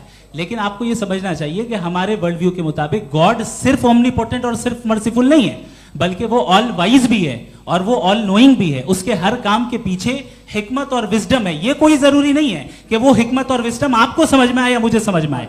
अगर आप जो समझ रहे हैं उसके मुताबिक आप फैसला कर रहे हैं, ये लिमिटेड पर्सपेक्टिव से आर्ग्यूमेंट है। और इस चीज को हम अपनी दुनिया में, अपने लाइफ में, डेली लाइफ में इस प्रिंसिपल को एक्सेप्ट करते हैं। हम जब किसी डॉक्टर के पास जाते हैं, डॉक्टर के पास जाकर वो अगर उसने हमें कोई दवाई दी है तो हम ये तो नहीं कहते कि जब तक आपके पास जितना नॉलेज और जितना विजडम नहीं है, आपने क्यों ये दवाई दी है, तब तक हम इस चीज को एक्सेप्ट नहीं करेंगे। नहीं कहते, हम उसकी अथॉरिटी को तस्लीम करते हैं। क्यों? क्योंकि उसकी हम जानते हैं कि वो नॉलेजेबल है, वो विजडम वाला है, हमसे ज्यादा नॉलेज और हमसे ज्यादा विजडम है। बताएं सर। डॉक्टर में और खुदा में बड़ा डिफरेंस है। डॉक्टर पढ़ा लिखा होता है, एक तो मैं उसकी बात सुनूंगा। दो ये नहीं कुछ जवाब तो ये भी नहीं है सर। प्लीज अगर सब ऑडियंस से बोलने लगेंगे तो फिर मतलब नहीं सिविलाइज्ड बहस का। मतलब आप ये कहें कि चूंकि आप डॉक्टर पे बिलीव करते हैं इसलिए खुदा पे बिलीव किए, क्या ये मिसाल आपको समझाने के आर्गुमेंट है, इस पे आपको एतराज नहीं है। तो सिंपल बात ये है कि मैं अगर ये यकीन कर लूँ कि एक ओमनीपोटेंट उसकी मसलहत है, ये जो बच्चे मर रहे हैं ये मसलहत है उसकी, मुझे नहीं चाहिए इसकी मसलहत। उसकी मसलहत नहीं, यही तो समझना है, मतलब एक्सपीरियंस। अच्छा, इस आपने अभी मेरी बात पूरी सुनी नहीं। मैंने कहा आपका पूरा आर्ग्यूमेंट दो फॉल्स असम्पशंस पर है। एक फॉल्स असम्पशन मैंने बता दिया, दूसरा फॉल्स असम्पशन ये है कि इस दुनिया में इविल के होने का कोई गुड रीजन नहीं है, जबकि हमारे पास बाज रीजंस मौजूद हैं, हमारे पास बाज वजूहात मौजूद हैं। अगर इस दुनिया में इविल ना हो तो आप गुड को डिफाइन कैसे करेंगे? अगर जुल्म ना हो आप इंसाफ को समझेंगे कैसे? अगर तारीकी ना हो तो आप लाइट को समझेंगे कैसे? बहुत अच्छा। अभी और सुन लें, अभी और बाकी है। ये तो बात बहुत पसंद आई साहब मुझे कि जब तक रेप ना हो तब तक औरतों की इज्जत का ख्याल आपने मेरा जवाब पूरा सुना ही नहीं। जब तक के बच्चों का कत्ल ना किया जाए तब तक आपको बच्चों की मासूमियत की इज्जत। आपने पूरा जवाब सुना ही नहीं। क्या बात है, क्या आपने नुक्ता निकाला? आपने पूरा जवाब सुना ही नहीं। आप सुन लें, मेरी बात सुन लें। ये मैंने आपको एक चीज बताई। दूसरी चीज, इस दुनिया में हम आए हैं टेस्ट के लिए, हमारा टेस्ट हो रहा है और हर इंसान का अलग अलग अंदाज में टेस्ट होता है। और इस दुनिया में अगर इविल मौजूद है तो वो इविल जरिया है हमारे अंदर ह्यूमन नोबल क्वालिटीज को डेवलप करने का और अलग अलग फील्ड में प्रोग्रेस करने का। और अगर हमारे अंदर और इस दुनिया में इविल नहीं होता तो बताइए टेस्ट का मतलब क्या होता? अगर मैं अपने स्टूडेंट को एमसीक्यूज दूं और उसमें सिर्फ राइट आंसर लिख कर दे दूं और कहूं तुम्हारा टेस्ट हो गया, ये मीनिंगलेस है। इस दुनिया में अगर हम टेस्ट के लिए आए हैं तो जाहिर है गुड एंड इविल दोनों मौजूद है। तो अगर गुड एंड इविल दोनों मौजूद है तो ये इविल भी खुदा का बनाया हुआ है?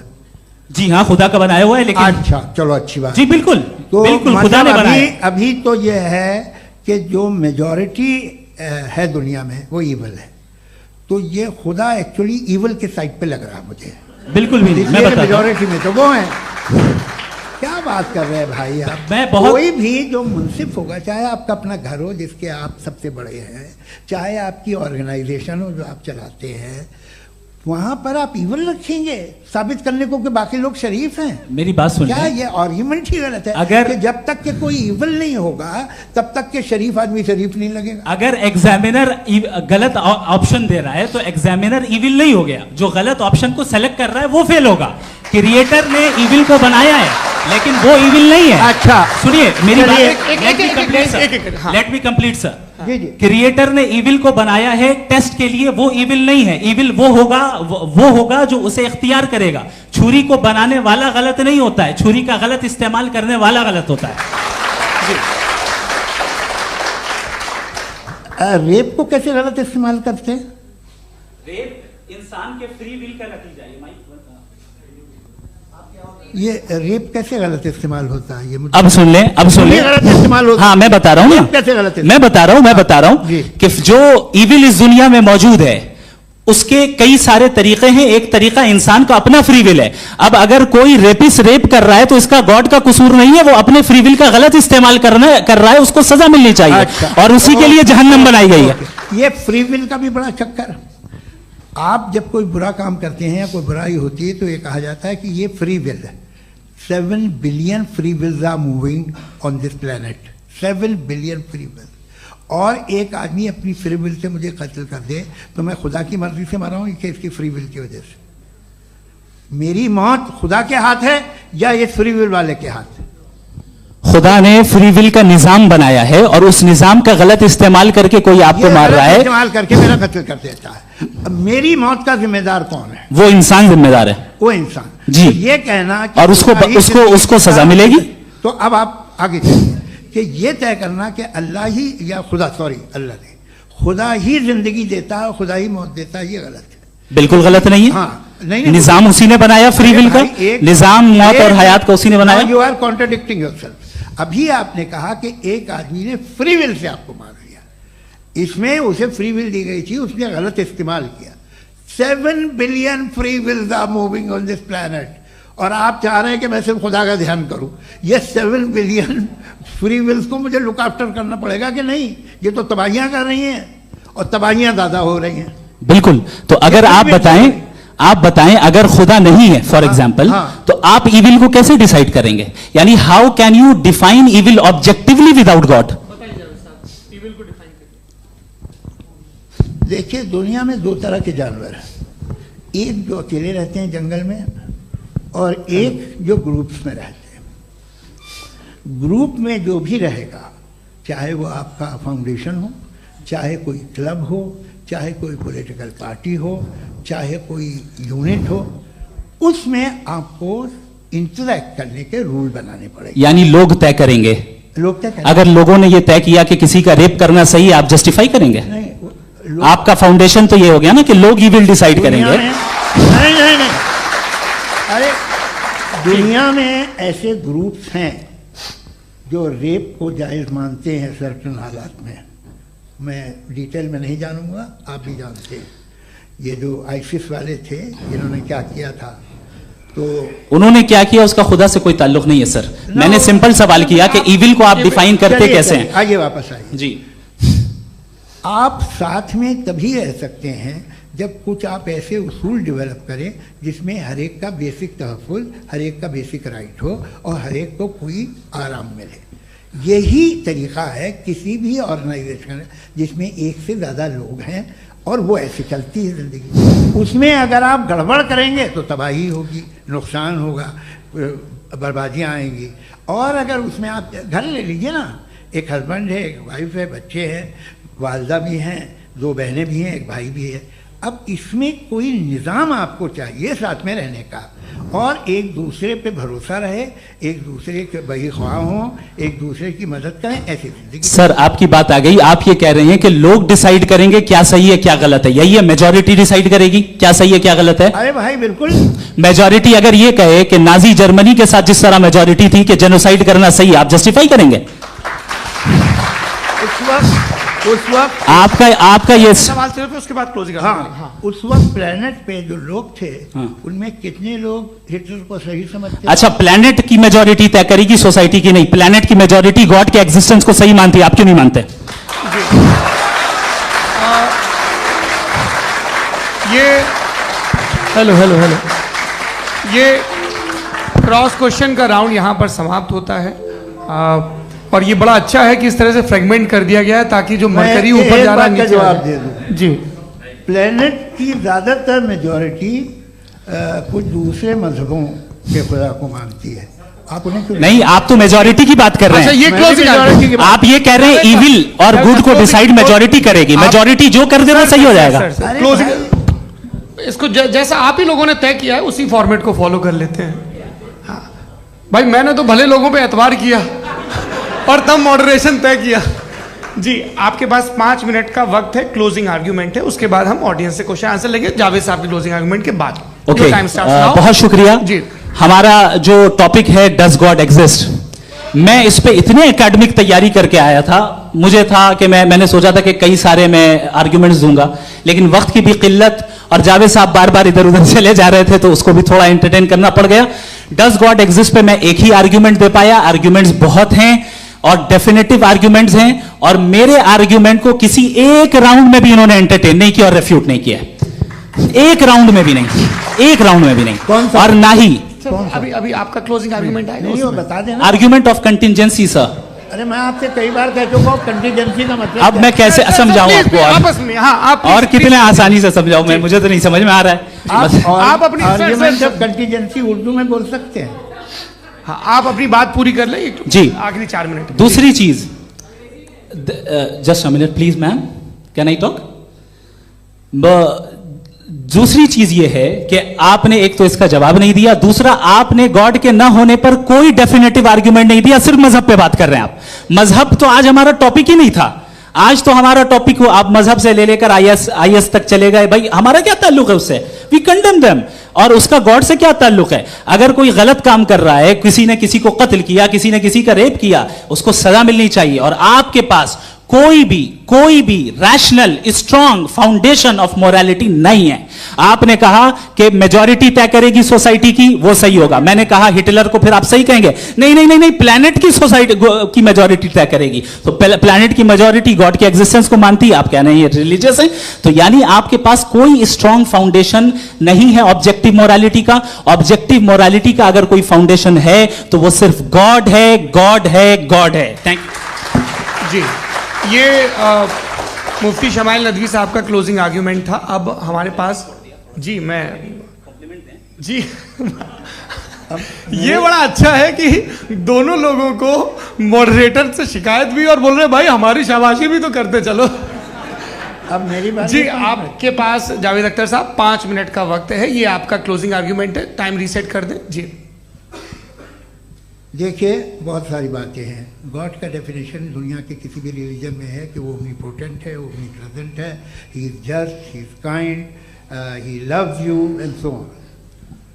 मैं जब दुनिया देखता हूँ तो मुझे कोई ऐसा सुप्रीम पावर यहाँ दिखाई नहीं देती है जो इंसान की बहबूदी के लिए कुछ कर रही हो, कमज़ोर को बचा रही हो, मदद कर रही हो, जालिम को पीछे हटा रही हो। मैं नहीं देखा, तारीख़ में नहीं। एक तो अगर है और ये देख रहा है तमाशा, तो उसका होना न होना बराबर है।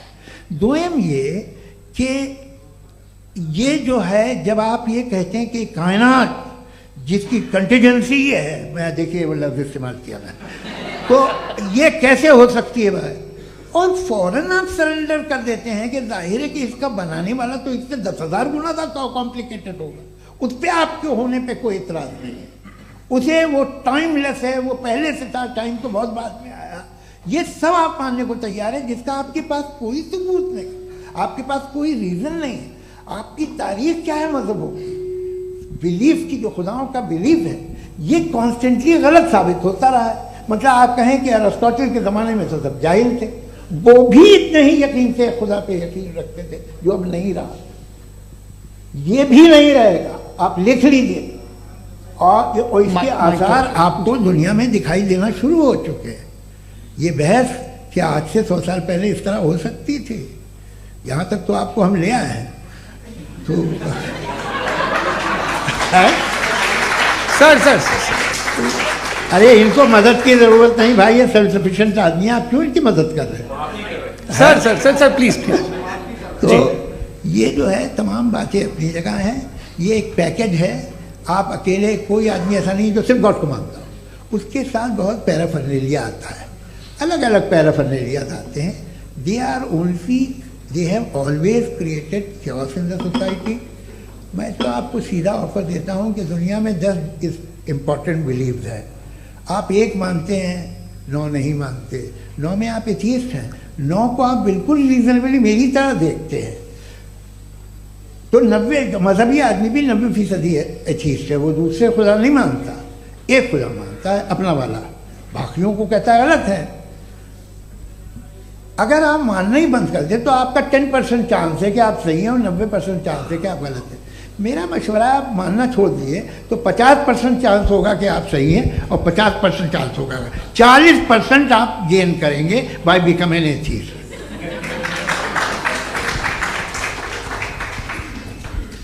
ये एक फरसूदा ख्याल है, ये ख़त्म हो रहा है। हो सकता है मेरी ज़िंदगी में ना हो, लेकिन ये हो जाएगा। जो बातें ये इनको आप मेटाफिजिकल, ये वो ऐसे रिस्पेक्टेबल टर्म दे दिए, ये तो उन लोग के हैं जिन्हें ना फिजिक्स मालूम थी ना मेटा मालूम था, ये उन्होंने आपको दिए हैं। जी बहुत शुक्रिया आप दोनों लोगों का। और अब इस बातचीत का आखिरी राउंड शुरू होगा, डज गॉड एग्जिस्ट की ये बहस मुफ्ती शमाइल नदवी और जावेद अख्तर साहब के बीच। आप लोग अपने अपने हाथ ऊपर करेंगे, मैं यहाँ से तय करूँगा और माइक हमारे पास है क्या? एक ही माइक है ऑडियंस के लिए? 2 माइक है, एक इस तरफ एक इस तरफ, ठीक है। तो जी सबसे पहले हमारी सहयोगी है मारिया शकील जी, पूछिए सवाल। थोड़ा सा रुकेंगे ताकि कैमरे का फ्रेम आप पर आ जाए, आपकी तो प्रैक्टिस है टीवी की। जी नदवी साहब, मैं खुदा को मानती हूँ, पहले मैं इसी प्रमाइस से शुरू कर रही हूँ और ये बता रही हूँ आपको, मैं मानती हूँ, लेकिन कुछ सवाल हैं जो जावेद साहब ने उठाया, उसका जवाब आपको देना चाहिए। पहला सवाल ये कि गज़ा में सालों से छोटे बच्चे मर रहे हैं, वो उनको अगर खुदा मर्सीफुल है, हम मानते हैं कि अल्लाह ताला में बहुत ताकत है, तो वो बच्चे क्यों मर रहे हैं? दूसरी बात ये कि अगर कंटिजेंसी की जो आप बात करते हैं, पूरे मुस्लिम ममालिक मिल करके भी उन गज़ा के बच्चों को क्यों नहीं बचा पा रहे हैं? क्योंकि अगर वो चाहते, क्योंकि अल्लाह ताला उन पर हुकूमत करते हैं, सब पर हुकूमत करते हैं, तो वो उनको क्यों नहीं बचा? जी थैंक यू वेरी मच। बहुत अच्छा किया आपने इस चीज को जिक्र कर दिया, मैं इसको और अच्छे से एक्सप्लेन करने की कोशिश करता हूं। देखें, जहां तक आपने कहा कि गजा के बच्चों को मारा जा रहा है, देखिए 2 वर्ल्ड व्यू है, एक एथिस्टिक वर्ल्ड व्यू, एक थीस्टिक वर्ल्ड व्यू है। बच्चे मर रहे हैं दोनों वर्ल्ड व्यू में, लेकिन हमारा वर्ल्ड व्यू कह रहा है कि रिकॉम्पेंस है, ये कह रहे हैं कि उनका मरना बेकार जाने वाला है, कोई उसका रिकॉम्पेंस नहीं है, चूंकि इनके यहां आखिरत और अल्लाह का कोई तसव्वुर या गॉड का कोई तसव्वुर नहीं है। आपने ये सवाल किया कि गॉड मर्सीफुल है, क्यों नहीं रोकता? ये मैंने बताया कि ये मिसकंसेप्शन है लोगों के दरमियान कि गॉड को सिर्फ मर्सीफुल और ओमनीपोटेंट समझते हैं। गॉड के सिर्फ यही 2 एट्रीब्यूट्स नहीं है, गॉड के कई सारे एट्रीब्यूट्स हैं, उनमें से अल हकीम भी है, उनमें से ऑल वाइज भी है, ऑल नोइंग भी है। लिहाजा अगर इस दुनिया में किसी को तकलीफ आ रही है और गॉड उसको नहीं रोक रहा है, वो इसलिए नहीं रोक रहा है चूंकि इंसानों को फ्री विल दिया गया है। ठीक इसी तरीके से अगर एक डॉक्टर किसी छोटे बच्चे को इंजेक्शन लगा रहा है, उसे तकलीफ पहुंच रही है, उसके लिमिटेड पर्सपेक्टिव के एतबार से यह गलत हो रहा है और डॉक्टर बुरा है। लेकिन जब आप ब्रॉडर पिक्चर को देखेंगी, आपके और हमारे पास सिर्फ एक पिक्सल है, हमें इतना नजर आ रहा है कि गजा में कत्ल हो रहा है, लेकिन इसके पीछे कितना रिकॉम्पेंस उनको मिलने वाला है, पूरा पिक्चर गॉड के पास है। तो एक पिक्सल से आप पूरे पिक्चर को कभी भी जज नहीं कर सकती। आप इसमें कुछ जोड़ना चाहेंगे? आपको कुछ बोलना है इसमें? भैया आपने बहुत अच्छा जस्टिफिकेशन दिया, या आप वो जो वहाँ के प्राइम मिनिस्टर इजराइल के उन्हें भेजिए, वो बहुत खुश होंगे। आप जस्टिफिकेशन दे देना कि अगर गॉड नहीं है तो बच्चे क्यों मर रहे हैं, आप बताएं। वो ये सवाल पूछ रहे हैं कि अगर आप ईश्वर का अस्तित्व नहीं मानते हैं तो उन बच्चों की मौत को आप कैसे इंटरप्रेट करते हैं? भाई ये दुनिया जो है, जो ताकतवर लोग होते हैं वो एक नाइंसाफी करते हैं। तो ये अच्छा काम है आपके नजदीक, तो नेचर नाइंसाफी पे मबनी है। अरे मेरे भाई, आप नेचर की कहाँ बात कर रहे हैं, तो इंसान की बात। तो फिर जब मैं इंसान की बात कर रहा था, आप नेचर की बात करने लगे। क्रॉस एग्जामिनेशन नहीं, हाँ अब आप मुझे बोलने नहीं देंगे तो अलग बात है, आप बोलिए, मैं मुझे कोई चीज नहीं। जी नहीं, ये क्रॉस एग्जामिनेशन, मुझे बोल तो लेने दीजिए। जी बोलिए। क्या बात ये है कि ह्यूमन सोसाइटी तभी साथ में रह सकती है जब वो मोहब्बत से, एकता से, एक दूसरे के एहतराम करके रहे। इसके अलावा पॉसिबल नहीं है, अकेले तो इंसान रह नहीं सकता। वहाँ पर कुछ लोग हैं जो फाउल करते हैं, वो फाउल हमेशा से तारीख में होता आया है। आज ये हो रहा है, जो हो रहा है बहुत बुरा हो रहा है, बहुत जालिमाना है, बहुत जाबराना है। उसको आप कहें कि ये बच्चों को कॉम्पनसेशन मिल जाएगा या इसकी इंजेक्शन है, इंजेक्शन तो हेल्थ के लिए दिया जाता है। आप ये कह रहे हैं कि ये बच्चों की जो धज्जियां उड़ रही हैं ये इंजेक्शन है, ये टेस्ट है, ये टेस्ट है, और उस टेस्ट में उनको ऐसा रिकॉम्पेंस मिलेगा जो आपके तसव्वुर के बाहर है। ये आप 3 बरस के बच्चे को बारूद से उड़ा के टेस्ट ले रहे हैं। वाह, वो नहीं ले रहा है, खुदा नहीं उड़ा रहा है, इजराइल उड़ा रहा है जी। ये तो उसको अगला सवाल लेते हैं प्रोफेसर पुरुषोत्तम अग्रवाल। मुफ्ती साहब, एक निवेदन आपसे है कि कम से कम थोड़ा सा माइक क्लोज, एक रिलीजियस और फिलॉसफिकल कर मैं प्लीज। एक रिलीजियस और फिलोसॉफिकल ट्रेडिशन है जो ब्रह्मांड को यानी यूनिवर्स को ही अंतिम मानती है। सर्वम खलु इदम ब्रह्मम, this is Chandogya Upanishad, and it completely rules out the existence और नेसेसिटी, आपके शब्दों में necessity of a creator. The creation itself is the creator. तो एक minute please.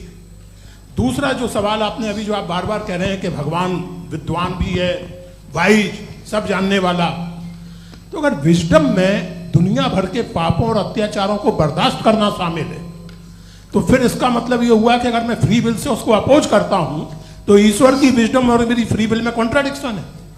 Because when I am opposing whatever is happening in Gaza, then I am opposing the God's will और God's wisdom. जवाब लेते हैं क्योंकि तो God की wisdom, एक मिनट सर प्लीज सर, ये एक जुमला, गॉड की विजडम है कि गाजा में जो कुछ हो रहा है वो हो रहा है, मैं उसका अपोज कर रहा हूं, तो मैं गॉड की विजडम के खिलाफ जा रहा हूं। एक सवाल।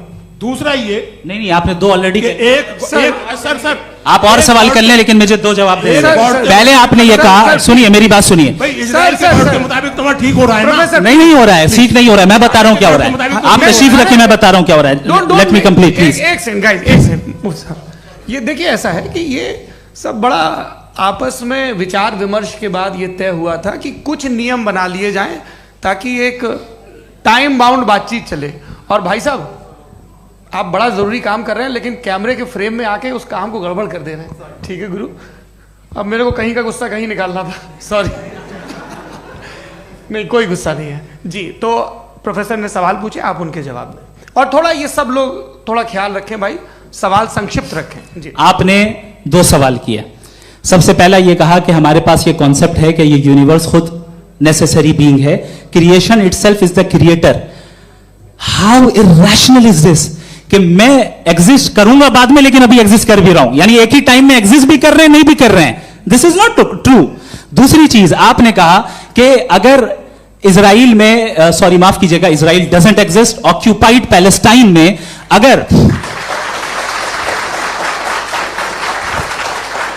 अगर ऑक्यूपाइड पैलेस्टाइन में बच्चों को मारा जा रहा है फ्री विल की वजह से और गॉड नहीं रोक रहा, ये कॉन्ट्रडिक्शन है। ये बताइए कि एक एग्जाम में एक बच्चा गलत आंसर लिख रहा है, सुनिए, एग्जामिनर चाहे तो रोक सकता है, क्यों नहीं रोक रहा है? ये कॉन्ट्रडिक्शन है, ये कॉन्ट्रडिक्शन नहीं है। माइक नहीं सर, ये आपस में जी, ये क्या आपका सवाल?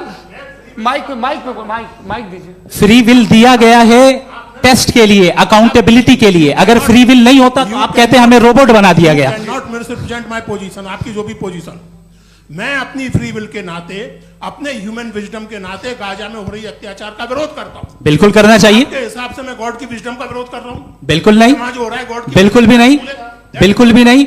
उसका वहां पर गाजा में कत्ल होना ये इंसानों के गलत इस्तेमाल का नतीजा है, फ्री विल के इस्तेमाल का नतीजा है। गॉड इसका हुक्म नहीं देता, उससे रोकता है। यही तो मसला है ना, आपके लिए कॉन्सेप्ट क्लियर नहीं नहीं भाई, आपने तो बताया था इंजेक्शन लगाने से बच्चे को तकलीफ होती है, ये इंजेक्शन लगा। सर आप ऐसे रेटोरिक स्टेटमेंट दे तब तो कोई मसला नहीं समझते रहेंगे। This is a rhetoric statement, this is not a logical argument sir. I am sorry, I am sorry. आखिरी 30 मिनट बड़े मुश्किल होने वाले हैं जी। मुफ्ती साहब आगे बैठे हैं, इनको माइक दीजिए। हाँ तरुण, माइक आप अपने पास रखिए, आपको कैमरे का फ्रेम पता है जी। सबसे पहले दोनों को मुबारकबाद। एक सर अपना आप नाम बता दें। आप अमेरिका में शिकागो में रहते हैं, इतना मुझे याद है। बताया आपको, यासिर नदीम अलवाजदी मेरा नाम है। जावेद सर, आपसे एक क्वेश्चन है इन्फिनिट रिग्रेस के ताल्लुक से। एक हाइपोथेटिकल सिनेरियो है, मसलन अगर आप सर माइक थोड़ा सा प्लीज क्लोज रखिए जी। अगर आप शायर इसलिए हैं कि आपके कोई उस्ताद शायर थे, और वो इसलिए शायर थे कि उनके कोई उस्ताद शायर थे, और इसी तरीके से हम माजी में पीछे चलते चलते चले जाएं और कहीं ना रुके, तो माफ कीजिएगा आप कभी शायर नहीं हो सकते। लेकिन आप शायर हैं, आपका शायर एग्जिस्ट करता है, इसका मतलब ये है कि आप कहीं ना कहीं रुके हैं। तो मेरा सवाल ये है कि क्या आप इन्फिनिट रिग्रेस ऑफ कॉजेस को लॉजिकल फैलेसी मानते हैं या नहीं मानते? हाँ या ना? मैं इन्हें लॉजिकल फैलेसी नहीं मानता हूँ, लेकिन मेरा प्रॉब्लम यह है कि जब मैं नहीं मानता हूँ तो I will continue with this logic जो फैलेसी नहीं हो। आप एक जगह रुक जाते हैं जाके, आप कहते हैं ये गेंद कैसे बनी, ये जजीरा कैसे बना, ये समंदर कैसे बना, ये ज़मीन कैसे बनी, और अचानक गॉड पे जाके आपको ब्रेक लग जाता है। एक बार आप सवाल नहीं करते कि भाई इनको बनाने वाला तो इनसे भी कॉम्प्लिकेटेड होगा, वो कैसे बना, उसके बारे में आपने इत्मीनान कर लिया, वो हमेशा से है।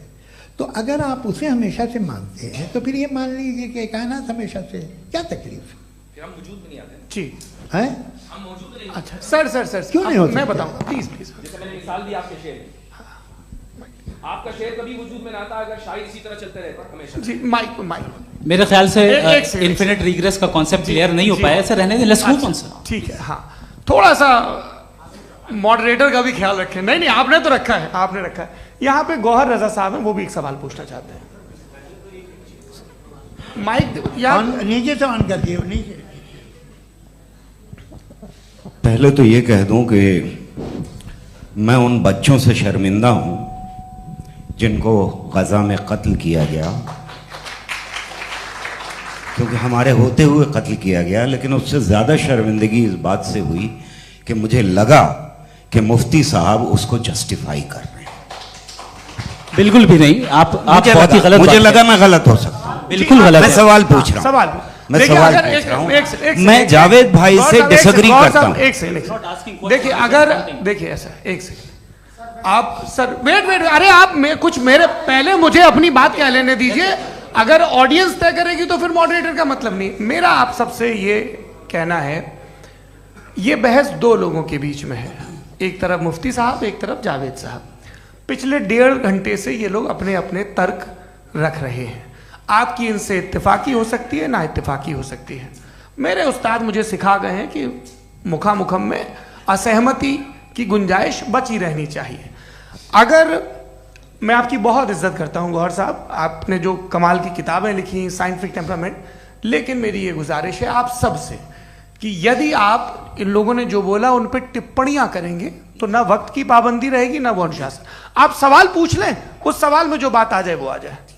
मैं जावेद साहब से डिसएग्री करता हूं, इसलिए जावेद साहब से सवाल पूछ रहा हूं। आपका सवाल जावेद अख्तर साहब से, और सवाल यह है मेरा कि जावेद साहब ने कई बार लॉजिक का इस्तेमाल किया कि साइंस में लॉजिक है और रिलीजन में लॉजिक नहीं है। मेरा ख्याल यह है कि रिलीजन में भी लॉजिक है, लेकिन उस लॉजिक की बेसिस यह है कि आप रुक जाते हैं, जिसका जिक्र जावेद साहब ने बार बार किया, यानी खुदा के तसव्वुर पे आते हुए, गॉड के तसव्वुर पे आते हुए रुक जाते हैं। और इसमें सवाल पूछना मतलब फॉरबिडन होता है। सवाल यह है कि क्या जावेद साहब इससे एग्री करते हैं कि साइंस की लॉजिक अलग है और रिलीजन की लॉजिक अलग है? बताइए सर। देखिए, 3 चीज़ें हैं। साइंस है, एक है मंतिक है, इस्तिदलाल है, और एक जो है कुछ भी नहीं है, फेथ है, अकीदा है। मैं अकीदे की लॉजिक का कायल नहीं हूँ। मुझे आप इस्तिदलाल से, लॉजिक से, रीज़न से समझाइए, मैं मानने को तैयार हूँ, मेरा क्या नुकसान होगा। लेकिन ये कि अकीदे पे मैं नहीं जा सकता हूँ। अकीदे का मतलब है कि तुम ये मान लो, सवाल ना करो, ये नहीं। आप सारी बातें करके, बड़ी साइंटिफिक बातें करके एक जगह जाके खुदा के हुदूद पे रुक जाते हैं, सरेंडर कर देते हैं। मैं सरेंडर करने को तैयार नहीं। दैट्स ऑल जी। ये आगे सर बैठे हुए हैं, इनको माइक दीजिए। भाई। वो आप पूछना चाह रहे थे ना भाई? हाँ, नहीं मैं थैंक यू जी। आपका नाम? आसिम इफ्तिखार। आसिम जी, पूछिए। सर, जावेद सर से सवाल है कि आपने अपने क्लोजिंग माइक थोड़ा करीब है। अपने क्लोजिंग स्टेटमेंट में ये बात कही थी कि मज़हब का जो फ्यूचर है वो ज़्यादा दिन नहीं जाने वाला है। लेकिन मैं देख पा रहा हूँ कि जो ऑक्सफोर्ड यूनिवर्सिटी की एक स्टडी है 2011 में हुई है, जिसके 50 एकेडमिशियंस ने इसको अंजाम दिया था, उसमें वो ये कहते हैं कि जो फेथ इन गॉड है वो इनबिल्ट है ह्यूमन नेचर के अंदर, जिसको हम कहते हैं फितरत के अंदर शामिल है वो। और वो ये कहते हैं कि अगर कोई ये समझता है कि मज़हब को वो ख़त्म कर देगा तो ये उसकी गलत फहमी है। तो आप इसके बारे में, इस स्टडीज़ के बारे में क्या कहते हैं? ठीक है। मैं उनसे एग्री नहीं करता हूँ। वो कौन से प्रोफेसर होंगे? ऐसा उनके क्या पास डेटा है, इन्होंने डेटा के बेस होगा। डेटा क्या हो सकता है? फ्यूचर का डेटा तो नहीं हो सकता ना उनके पास। प्रेजेंट का डेटा हो सकता है। डेटा आपने सुना 100 साल पहले का बाद का डेटा? मैंने तो नहीं सुना आज तक। तो आज उनकी ये राय है और होगी राय, ठीक है। दुनिया में तरह तरह की राय है लोग, लेकिन मैं समझता हूँ कि वक्त के साथ इंसान ज़्यादा से ज़्यादा रीजनेबल और लॉजिकल होता जा रहा है। आज आप देखिए वेस्टर्न यूरोप में क्या परसेंटेज है नॉन बिलीवर्स की? बहुत हाई।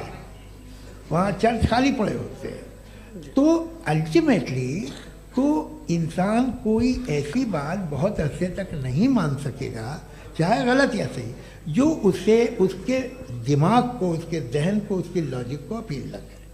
वो कह रहे हैं तो ऑक्सफोर्ड के होंगे तो कैम्ब्रिज के होंगे, तो मुझे क्या लेना देना। उनका डेटा मुस्तकबिल का नहीं हो सकता है। जी। दीपक, हाँ पूछिए। मैं आऊंगा अभी, पीछे की साइड भी आऊंगा, माइक वहीं भेजूंगा 2-3 साल के लिए। जी जावेद साहब, आपसे सवाल है। नमस्ते। अरे भाई सर, अगर आप ही लोग तय करना है तो फिर 200 लोग तय कर लें। ये एक साहब नहीं sir, please don't do this sir. Sir, everybody has a right sir, but we can only take selected questions. No sir, ये यंग लोग भी हैं तो इनकी ये अब उतने सुनिए। यंग, भाई आप यंग हैं कि नहीं हैं? एक वो कह रहे हैं वो भी यंग हैं पूछ रहे हैं साहब, भाई। आप उनकी नौजवानी पर दावा उनको ही करने थे। हाँ मुफ्ती साहब आप यंग, हाँ पूछे। अरे भैया सर, मेरा सवाल ये है। कुछ इनसे भी तो पूछो। जी नहीं, बस आपसे एक सवाल है। जैसे थीस्टों के पास अपने जो ईश्वर को मानते हैं उनके पास अपने सोशल गेट टुगेदर्स हैं। 5 रोज़ आज क्रिसमस आने वाला है, होली है, दिवाली है, ईद है। एथिस्ट क्या ऑफर कर रहे हैं? मतलब मैं इनकी दुकान से बोलूं, मैं आना चाहता हूं उस तरफ, पर मैं अट्रैक्ट नहीं हो पा रहा हूं। मैं सोशल गेट टुगेदर्स क्या है आपके पास? वो ये कह रहे हैं कि जो धार्मिक लोग हैं, अलग अलग धर्म के लोग, उनके उत्सव त्योहार कॉन्ग्रेगेशन बहुत हैं। अब आपको मैं एक सुनाता हूँ, यहाँ हिस्टोरियन भी बैठे हैं। मृदुला जी, आप बताइएगा सही है कि नहीं। ये एक कॉन्स्टेंटाइन, एक ग्रीक रोमन बादशाह था जो क्रिश्चियनिटी आने के 400 साल बाद उसने डिसाइड किया कि मैं क्रिश्चियन हो जाऊंगा, मेरी पूरी स्टेट कैंसिल हो जाएगी। उस ज़माने में ऐसे ही होता था, राजा जो धर्म इख्तियार करता था वो जनता भी कर लेती थी, इसलिए कि वो हो गया था बैंकक्रप्ट। और उसे जो मेडिटेरियन कोस्ट के रिच क्रिश्चियन वो थे मर्चेंट, उससे पैसा चाहिए था। तो उसने कहा यार क्रिश्चियन हो जाओ। तो उसने अपने वजीर से कहा कि भाई ये हिस्ट्री है कि अब हम लोग क्रिश्चियन हो जाते हैं। पहले सर हो जाएंगे, कोई प्रॉब्लम नहीं है, लेकिन एक प्रॉब्लम ये है कि 17 दिसंबर से 25 दिसंबर तक जो पेगन फेस्टिवल होता, जो पेगन जो फेस्टिवल होता है वो बंद हो जाएगा, इसलिए कि हम क्रिश्चियन हो गए तो होगा नहीं। तो वो बच्चों को बहुत बुरा लगेगा, पब्लिक को बहुत इंजॉय करते हैं, खासतौर से 25 को मेन डे। उसने कहा हाँ ये तो सही कह रहे हो। ये जीसस क्राइस्ट की पैदाइश कब थी? पहले साहब वो अप्रैल में थी। नहीं, कट करो, वो 25 दिसंबर को है। ये हकीकत है। जी। और 400 साल बाद क्रिश्चियनिटी के अप्रैल से दिसंबर ले आए, और इसलिए कि यहाँ पेगन फेस्टिवल होता था। अब मनाते हैं आप आराम से। ये जो सारे फेस्टिवल हैं ये रिलीजन से, हर एक को एक इंटरटेनमेंट डिपार्टमेंट चाहिए होता है अपनी कंपनी चलाने के लिए। तो ये रिलीजन ने, ये सेकुलर त्योहार थे जिन्हें रिलीजन्स ने ले लिया है। ये मौसम के थे, फसलों के थे, किसानों के थे, उसको आपने लेकर रिलीजियस रंग दे दिया। ये कोई रिलीजन से थोड़ी आए आप। अच्छा हमें देखिए, हम तो मुल्द हैं, हम ईद मनाते हैं, हम दिवाली मनाते हैं, हम होली मनाते हैं, हम क्रिसमस मनाते हैं। बम्बई की फिल्म इंडस्ट्री की सबसे बड़ी होली हमारे घर में होती है, सबसे बड़ी ईद हमारे घर में होती है। वो हमारी सोशल वो है, हमारा हेरिटेज है। ऐसा थोड़ी है कि we will throw the baby along with the water. ये तो अच्छी चीज़ है, इन्हें रखो, जो बेकार है फेंक दो। जी हाँ, हेलो जी, मेरा सवाल नादवी जी से है। जैसा कि आपने बोला कि गॉड टाइम के भी परे हैं, और गॉड इतनी कॉम्प्लेक्स चीज़ है कि उसे ह्यूमन माइंड समझ नहीं सकता, और गॉड ने अर्थ पे फ्री विल भी दे दी है। तो आप अपना वक्त ज़ाया क्यों कर रहे हैं गॉड के बारे में बात करके? अपन को तो बात करनी चाहिए कि सोसाइटी को बेहतर कैसे करें। जी, मैं गॉड वही बताता है सोसाइटी को कैसे बेहतर करें। अभी मैं आपका जवाब देता हूँ। आपने कहा कि टाइम पे वो एग्जिस्ट नहीं करता, सो नहीं, मेरा सवाल ये है कि जैसा आपने बोला कि गॉड बहुत ही कॉम्प्लेक्स चीज है। मैंने कहा ही नहीं कि कॉम्प्लेक्स है, तो आपके अल्फाज हैं। कॉम्प्लेक्स का लफ्ज गॉड के लिए सुइटेबल नहीं है। क्यों? क्योंकि कॉम्प्लेक्स वो चीजें होती हैं जो ऑब्जेक्ट हो। God is not an object जिसको आप इंस्ट्रूमेंट के जरिए लेबोरेटरी में जाके टेस्ट करें, oh it's very complex. No, वो कोई कार का इंजन नहीं है। वो फिलोसॉफिकली नेसेसरी बीइंग ऐसी बीइंग है जो सिंपल बीइंग है। हाँ, आप उसको मुकम्मल तौर पे उसकी तमाम हिकमतों को जान ले और हर चीज को जान ले, ये पॉसिबल नहीं है, क्योंकि वो ऑल वाइज है, आप ऑल वाइज नहीं है, और वो खुदा है, वो आपको सारी चीजें बता दे, ये जरूरी नहीं। मेरा सवाल ये नहीं था। मेरा सवाल ये था कि जब गॉड इतना परे है इस दुनिया से कि उसने अर्थ पे फ्री विल भी दी है, हम सब ह्यूमंस की फ्री विल है, और जो सोसाइटी में हो रहा है वो अपन लोग डिसाइड करेंगे। तो अपन लोग डिसाइड नहीं करेंगे ना, अपन लोग डिसाइड नहीं करेंगे। गॉड जो है, गॉड ने वो उसकी जात, उसकी एग्जिस्टेंस टाइम एंड स्पेस से परे है, लेकिन वो हमारा टेस्ट ले रहा है, और उसी गॉड ने हमें बताया कि तुम्हें क्या करना है क्या नहीं करना है। तो जाहिर है उस गॉड की बात सुनेंगे ना हम। जी। वो पीछे एक चश्मा लगाए जो मैम खड़ी हैं, उनको दीजिए। हाँ आप जी जी बिल्कुल आएंगे। देखिए मैं कोशिश कर रहा हूँ सब तरफ जाने की। हाँ उनको दीजिए माइक जी। हेलो सर, मैं ओमनी प्रेजेंट नहीं हूँ, टाइम पाबंद हूँ और जहां तक कोशिश कर सकता हूँ करूंगा। जी अपना नाम बताइए। मेरा नाम उर्सुला है, मैं दिल्ली यूनिवर्सिटी की एक स्टूडेंट हूँ और मैं स्टूडेंट फेडरेशन ऑफ इंडिया से हूँ। मेरा सवाल मुफ्ती जी से है कि इस हॉल के इस कमरे में बैठ के हम लोग रेप की मोरालिटी के बारे में फिलोसफिकली बात तो कर सकते हैं, बट असलियत ये है कि रोजमर्रा की जिंदगी में औरतें रेप के थ्रू गुजरती हैं और हम लोग सिर्फ नंबर्स पे इस तरह नहीं देख सकते, क्योंकि कितनी औरतें हैं इन कंट्रीज में जहां पे आप बता रहे हैं कि केसेस कम हैं, जिनका एक्सेस है कि वो जाके केस फाइल कर सकें। कितनी औरतें हैं जो जिनको काम करने की आज़ादी है उन कंट्रीज में। यूरोप में ये आज़ादी आ गई, यूरोप में ये रूल्स आ गए, तो हम आज उसके बारे में बात कर पा रहे हैं। जी जवाब।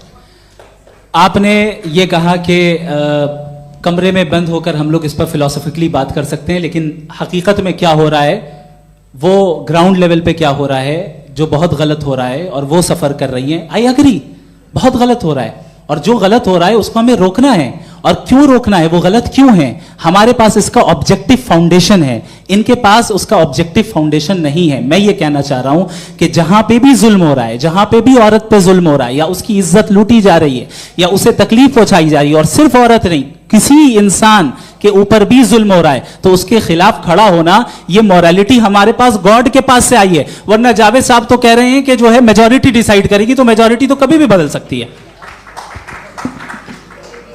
क्या आप हाँ। ये थोड़ी सी आपको गलतफहमी है। मैं अगर मेरे जुमले से ये मदना निकला या मैंने कहा तो ये जुमला मैं वापस लेता हूँ, ये मेरा मतलब ही नहीं था कि मेजॉरिटी डिसाइड करेगी। मेजॉरिटी डिसाइड करे तो दुनिया में बड़ी, वैसे आपने कहा था ये जुमला। अच्छा हो सकता है, मैं मान रहा हूँ, बाद में रिकैप कर लेंगे। अरे एक सेकंड मैं अपनी एक्सप्लेनेशन दे रहा हूँ। मुनासिब बात यह है कि हम सब के सब दिल में जानते हैं कि क्या अच्छा है क्या बुरा है, हमें पता है अच्छी तरह से। जो लोग बुरे काम करते हैं उन्हें भी मालूम अच्छा क्या है। यही तो सवाल था हजरत कि फिर ये मोरालिटी आई कहां से? Cross examination. हाँ जी हाँ। मोरालिटी साथ रहने की डिजायर से आई है, यानी साथ रहकर जो कुछ कह दे जो कुछ कर दे वो हो जाएगा। नहीं नहीं, तो आप कायदे से रह ही कर सकते हैं जब तक लोगों में मोरालिटी हो, वरना क्यास हो जाएगा। ये आपको कैसे पता? जी हमने देखा ना, जहां मोरालिटी का क्यास हो गया, हम देखते हैं। कहां पे देखते भाई? दुनिया में। आप जो कह रहे हैं, आप कहीं पे अगर गलत हो रहा है इस बहस तो के उसको बाद आप देखिए, आप एपिस्टेमोलॉजी की बात कर रहे हैं, मैं ऑन्टोलॉजी की बात कर रहा हूं। मैं इस बहस के बाद आप दोनों लोगों को चाय पे होस्ट करूंगा, वहां पे क्रॉस एग्जामिनेशन कर लीजिएगा। अभी ऑडियंस का हक मार रहे हैं आप लोग भाई, सर जस्ट लोग हैं आप लोग।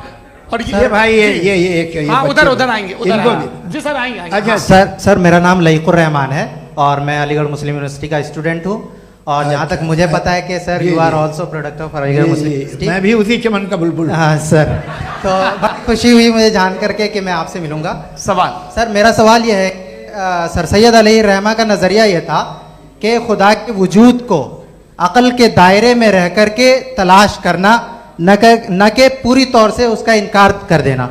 Sir how will you define it? नहीं तो ये तो आप इन्हें बताइए। ये सवाल आपसे खुदा का वजूद साबित कर रहे हैं तो सर आपने इनकार कर रखा है, इस वजह से मेरा क्वेश्चन। उन्होंने यही सर से एक सेकंड, सर सैयद ने यही कहा ना कि अक्ल से आप खुदा के वजूद को साबित नहीं कर सकते, यही कहा ना भाई। वो उन्होंने कहा कर सकते हैं और वो कर दिया गया आज। वो फोन दो। तलाश करना या साबित करना अक्ल से अक्ल से नहीं हो सकता। अरे सवाल तो सुन लीजिए जी। अक्ल से नहीं हो सकता है, यही कहा ना आपने। अक्ल से हो सकता है, अरे वो यही कह रहे हैं भाई, आप बता रहे हो सकता है, वो तो कुछ और। आप अगर सर देखो नौजवान फोन ले लो, वो इतनी कमाल की यूनिवर्सिटी है। अरे भाई दे दो जरा, एक मिनट दे दो भाई, मेरी बात सुनो, माइक पे बोलो ताकि जो लाखों लोग देख रहे हैं। माइक दे दो ना। अरे देंगे ना माइक, तुम ठहरो तो। हाँ सर, मेरा सवाल ये था कि सर सैयद अलैहि रहमा का एक नजरिया था अपना कि खुदा का जो वजूद है उसको अकल के दायरे में रह करके तलाश करना है, न कि पूरे तौर से इनकार कर देना है। ये उनका कॉन्सेप्ट था। लेकिन मेरा सवाल ये है कि आप इसको कैसे डिफाइन करते हैं, एक्सप्लेन कैसे करेंगे, मैं आपसे जानना चाहता हूँ, क्योंकि you are the product of Aligarh Muslim University. मुझे अकल के दायरे में रख के मैंने बहुत तलाश की, मुझे मिला नहीं। हाँ ये इधर उधर वो चश्मा लगाए जो, हाँ उनको दे दीजिए। जी जी फटाफट पूछिए, बस 5 मिनट है, 5 मिनट में खत्म हो रहा है। हाँ अस्सलाम वालेकुम मुफ्ती साहब। एंड मेरा सवाल जावेद अख्तर साहब से। क्या नाम है आपका? अरे भैया सब मुझे पूछ रहे हो। फैज पूछिए फैज साहब। तो मेरा सवाल ये है कि अभी जो एथियस्ट है वो problem of evil argument use कर रहे हैं अगेंस्ट मुस्लिम्स, राइट? कि इस दुनिया में इतना सारा इविल है और अगेंस्ट मुस्लिम तो यहाँ अगेंस्ट थियस्ट। हाँ थोड़ा सा करेक्ट कर लीजिए भाई, पूरी मशक्कत ही इसी बात की थी कि किसी एक मजहब पे बात न टिके। जी, तो बेसिकली ये आर्ग्यूमेंट ऐसा है कि इस दुनिया में इतना ज्यादा इविल एग्जिस्ट करता है और अगर एक ऑल गुड गॉड है तो वो रोकता क्यों नहीं है? लेकिन इस सवाल में एक हिडन अजम्पशन ये है कि इस दुनिया में इविल एग्जिस्ट करता है। अब एथियस्ट ये कैसे ऑन्टोलॉजिकली प्रूव कर सकते हैं कि इस दुनिया में इविल एग्जिस्ट करता है? मैं आपको बताता हूँ, थोड़ा सा समझा। नहीं सर, हम लोग इनको सुनने आए। नहीं please don't do that. I want to explain ontologically. नहीं हम समझ गए सर, इनको अब जवाब देने दीजिए। अच्छा सवाल पूछ लो। मैं अभी तक क्या था वो मैं थोड़ा सा ऐड ऑन कर लेता हूँ। तुम गुरु, तो हम जब इसका राउंड 13 करेंगे ना तब तुमको स्टेज पे बिठाएंगे। जी तो हाँ जल्दी से। तो देखिए एथियज्म के हिसाब से सब कुछ रैंडमली बन गया है, सब कुछ एटम्स और मॉलिक्यूल्स है। एक पत्थर में और मुझ में सिर्फ इतना फर्क है कि हम लोग एटम्स और मॉलिक्यूल्स का अलग अलग रीअरेंजमेंट है। अब एक पत्थर को कोई इंसान तलवार से 2 टुकड़ों में काट दे या मुझे, according to atheism it is same. There is no evil and good according to atheism. जी अच्छा, फैज साहब का सवाल ये है कि हाँ कोशिश भी करते तो इससे गलत सवाल नहीं कर पाते। एक लाइफ फॉर्म है और लाइफ फॉर्म में फीलिंग्स हैं, मतलब लाइफ फॉर्म सुनता है, देखता है, टेस्ट कर सकता है, फील कर सकता है। तो उसकी ये जो क्वालिटी इस बबल में आ गई है वो जानवर में भी है, इंसान में भी है। तो जाहिर है कि उसे कोई तकलीफ पहुंचेगी, तो चूंकि उसके पास वो सेंसिटिविटी है तो मैं करेगा। पत्थर में वो सेंसिटिविटी नहीं है। तो ये क्या सवाल हुआ कि अगर पत्थर को काटा तो पत्थर को तकलीफ नहीं होती, तो आपको काटे तो आपको क्यों तकलीफ हो? बैठ जाइए। जी हाँ अगला सवाल। हाँ पूछे जी जावेद अख्तर साहब। अरे भैया सब आप लोग मुफ्ती साहब को छोड़ रहे हैं, मेरे ही पीछे पड़े हैं क्या? चलो बोलो भाई। You asked how God can exist when children die in Gaza. Huh? You asked how God can exist when children die in Gaza, and you also mentioned the rise of atheism in Europe. But the same events also are leading many atheists and non-believers to turn towards faith. How do you interpret this contradiction, where suffering pushes some away from God, yet brings others closer to belief? आपको एक बात बताऊं, दुनिया perfect तो कहीं भी नहीं है, हर जगह कुछ खामियां हैं। बेटा एक मिनट आप ही को कहेंगे, देखो वो तो कुछ खामियां, कमज़ोरियां, खराबियां सब जगह है। लेकिन अगर देखोगे ईमानदारी से कि दुनिया सबसे ज़्यादा महज़ब कहाँ है, एक आम शहरी को कहाँ हुकूक हासिल हैं, वो बोल सकता है, अपनी मर्ज़ी से काम कर सकता है, अपनी मर्ज़ी से राय दे सकता है, हुकूमत के ख़िलाफ़ बोल सकता है, बरसरे इक़्तिदार लोगों के बारे में बोल सकता है, सरमायादारों के ख़िलाफ़ बोल सकता है। तो आपको ये स्कैंडिनेवियन कंट्रीज़ में मिलेगा, वेस्टर्न यूरोप में मिलेगा। मैं नहीं कह रहा वो परफेक्ट है, बिल्कुल नहीं, वहाँ बहुत ख़राबियाँ भी हैं, परफेक्ट तो कोई नहीं। लेकिन जिन जिन मुल्कों में, लैटिन अमेरिका देखो, गल्फ देखो, वहाँ पर आपको ये ज़रूर है कि रेप नहीं होते होंगे। रेप की ज़रूरत क्या है भाई? उसको तो ख़रीद लो, घर में रखो, सड़क पर रेप करने की क्या ज़रूरत है? मगर सुनिए, मगर हकीकत ये है कि वहाँ शख्सी आज़ादी राय देने की, बोलने की नहीं है। जी ये एक आखिरी सवाल मुफ्ती साहब से। हाँ मैम, इनको माइक दीजिए। शुक्रिया। मेरा नाम मनीषा है, मैं हरियाणा से आई हूँ। मैं मुफ्ती साहब से एक बात पूछना चाहती हूँ। आप बार बार जावेद साहब को कॉन्ट्राडिक्ट तो कर रहे हैं कि आपने ये कहा, लेकिन आप भी अजम्पशंस के बेसिस पे बात कर रहे हैं। आपने खुदा के होने का कौन सा प्रूफ पेश किया है, खुदा की एग्जिस्टेंस का? अब इस सवाल को अलग रहने दीजिए, कौन एथीस्ट है कौन नहीं है। और दूसरी बात जो आपने एक छोटी सी कही थी कि ये फ्री विल का इस्तेमाल करता है इंसान अपनी, लेकिन इस फ्री विल का इस्तेमाल में मतलब खुदा ने ये दे दी सबको ये इजाजत कि वो कितना घिनौनापन और कितने ज्यादा खराब से खराब तरीके इस्तेमाल कर सकते हैं। जवाब सुनते जी। आप फ्री विल को मानती है ना, या अब कहती है कि फ्री विल नहीं है ना? मानती है ना? तो अब आपके पास इसका कोई एक्सप्लेनेशन नहीं है कि अगर एक इंसान उस फ्री विल का इस्तेमाल करके गलत काम कर रहा है और बच के अच्छी जिंदगी गुजार के निकल जा रहा है, उसका कोई रिकम्पेंस नहीं है। हमारे वर्ल्ड व्यू में जो इंसान गलत काम कर रहा है उसको भी रिकॉम्पेंस यानी उसका बुरा बदला मिलना है, और जो सही काम कर रहा है उसको सही बदला मिलना है। लिहाजा जो फ्री विल है वो इस तरीके से है कि एक लिमिटेड टाइम तक खुदा ने मोहलत दी है। ऐसा नहीं कि छूट दे दी, जो करना है करते रहो हमेशा। वक्त आएगा जब एग्जाम का टाइम खत्म होगा तब रिजल्ट आएगा, दौराने एग्जाम जबरदस्ती आपको नहीं बताया जाएगा। अरे भाई एक सेकंड, जी एक सवाल मुफ्ती साहब से मेरा, मुफ्ती साहब से जी रुक जाइए, आपसे फोन, आप इसके बाद आपसे यही रहेंगे वो। हाँ बोलिए। मैं मुफ्ती साहब एक ही सवाल करता हूँ कि अगर जो हो रहा है फ्री विल से हो रहा है और एक दिन बरोज़ क़यामत इंसाफ होगा मैशर में वगैरह वगैरह, तो दुआ क्यों मांगते हैं लोग? दुआ मांगते हैं इसके मतलब है अभी भी उसने ये डिपार्टमेंट रखा है कि मैं रोजमर्रा की जिंदगी में बिल्कुल बिल्कुल ही कैन। तो तुम कैन हो, तुम मुझे नौकरी दिला देते हो, मेरे बेटे को ग्रीन कार्ड दिला देते हो, और 45,000 बच्चे मरते उन्हें रोकते नहीं हो। नहीं तो क्या आप ये कह रहे हैं कि इस दुनिया में जालिमों को कभी पकड़ ही नहीं होती है? अरे जो भी पकड़ होगी वो बच्चे रोते हैं। बिल्कुल, देखिए मैंने अपने ओपनिंग स्टेटमेंट में यही कहा था कि जनाब जावेद साहब सिर्फ इमोशनल आर्गुमेंट देंगे। This is an emotional argument. ये छोटे मोटे इसके पीछे का रीजन मैंने बताया क्या है। देखिए मैं बार-बार यहाँ पर मंच से आप लोगों को सज्जनों इसलिए कह रहा हूं ताकि थोड़ा सा आपके कॉन्शियंस पे जोर रहे कि आपको ऑर्डर बचा के रखना है। वक्त तय हुआ था, ये वक्त पूरा हुआ, आपने इतने धैर्यपूर्वक सुना, मैं आप सबका बहुत बहुत शुक्रगुजार हूं। यदि इन दोनों विद्वानों की इच्छा होगी तो कभी हम इस बातचीत का राउंड 2, राउंड 3, यही तो देखिए खूबी है इंसान की कि बहस मुबाहसे में वो पड़ा रहता है। आप लोगों ने बड़े धैर्य का परिचय दिया, बहुत बहुत शुक्रिया। इसी के साथ ये बातचीत यहाँ पे समाप्त होती है।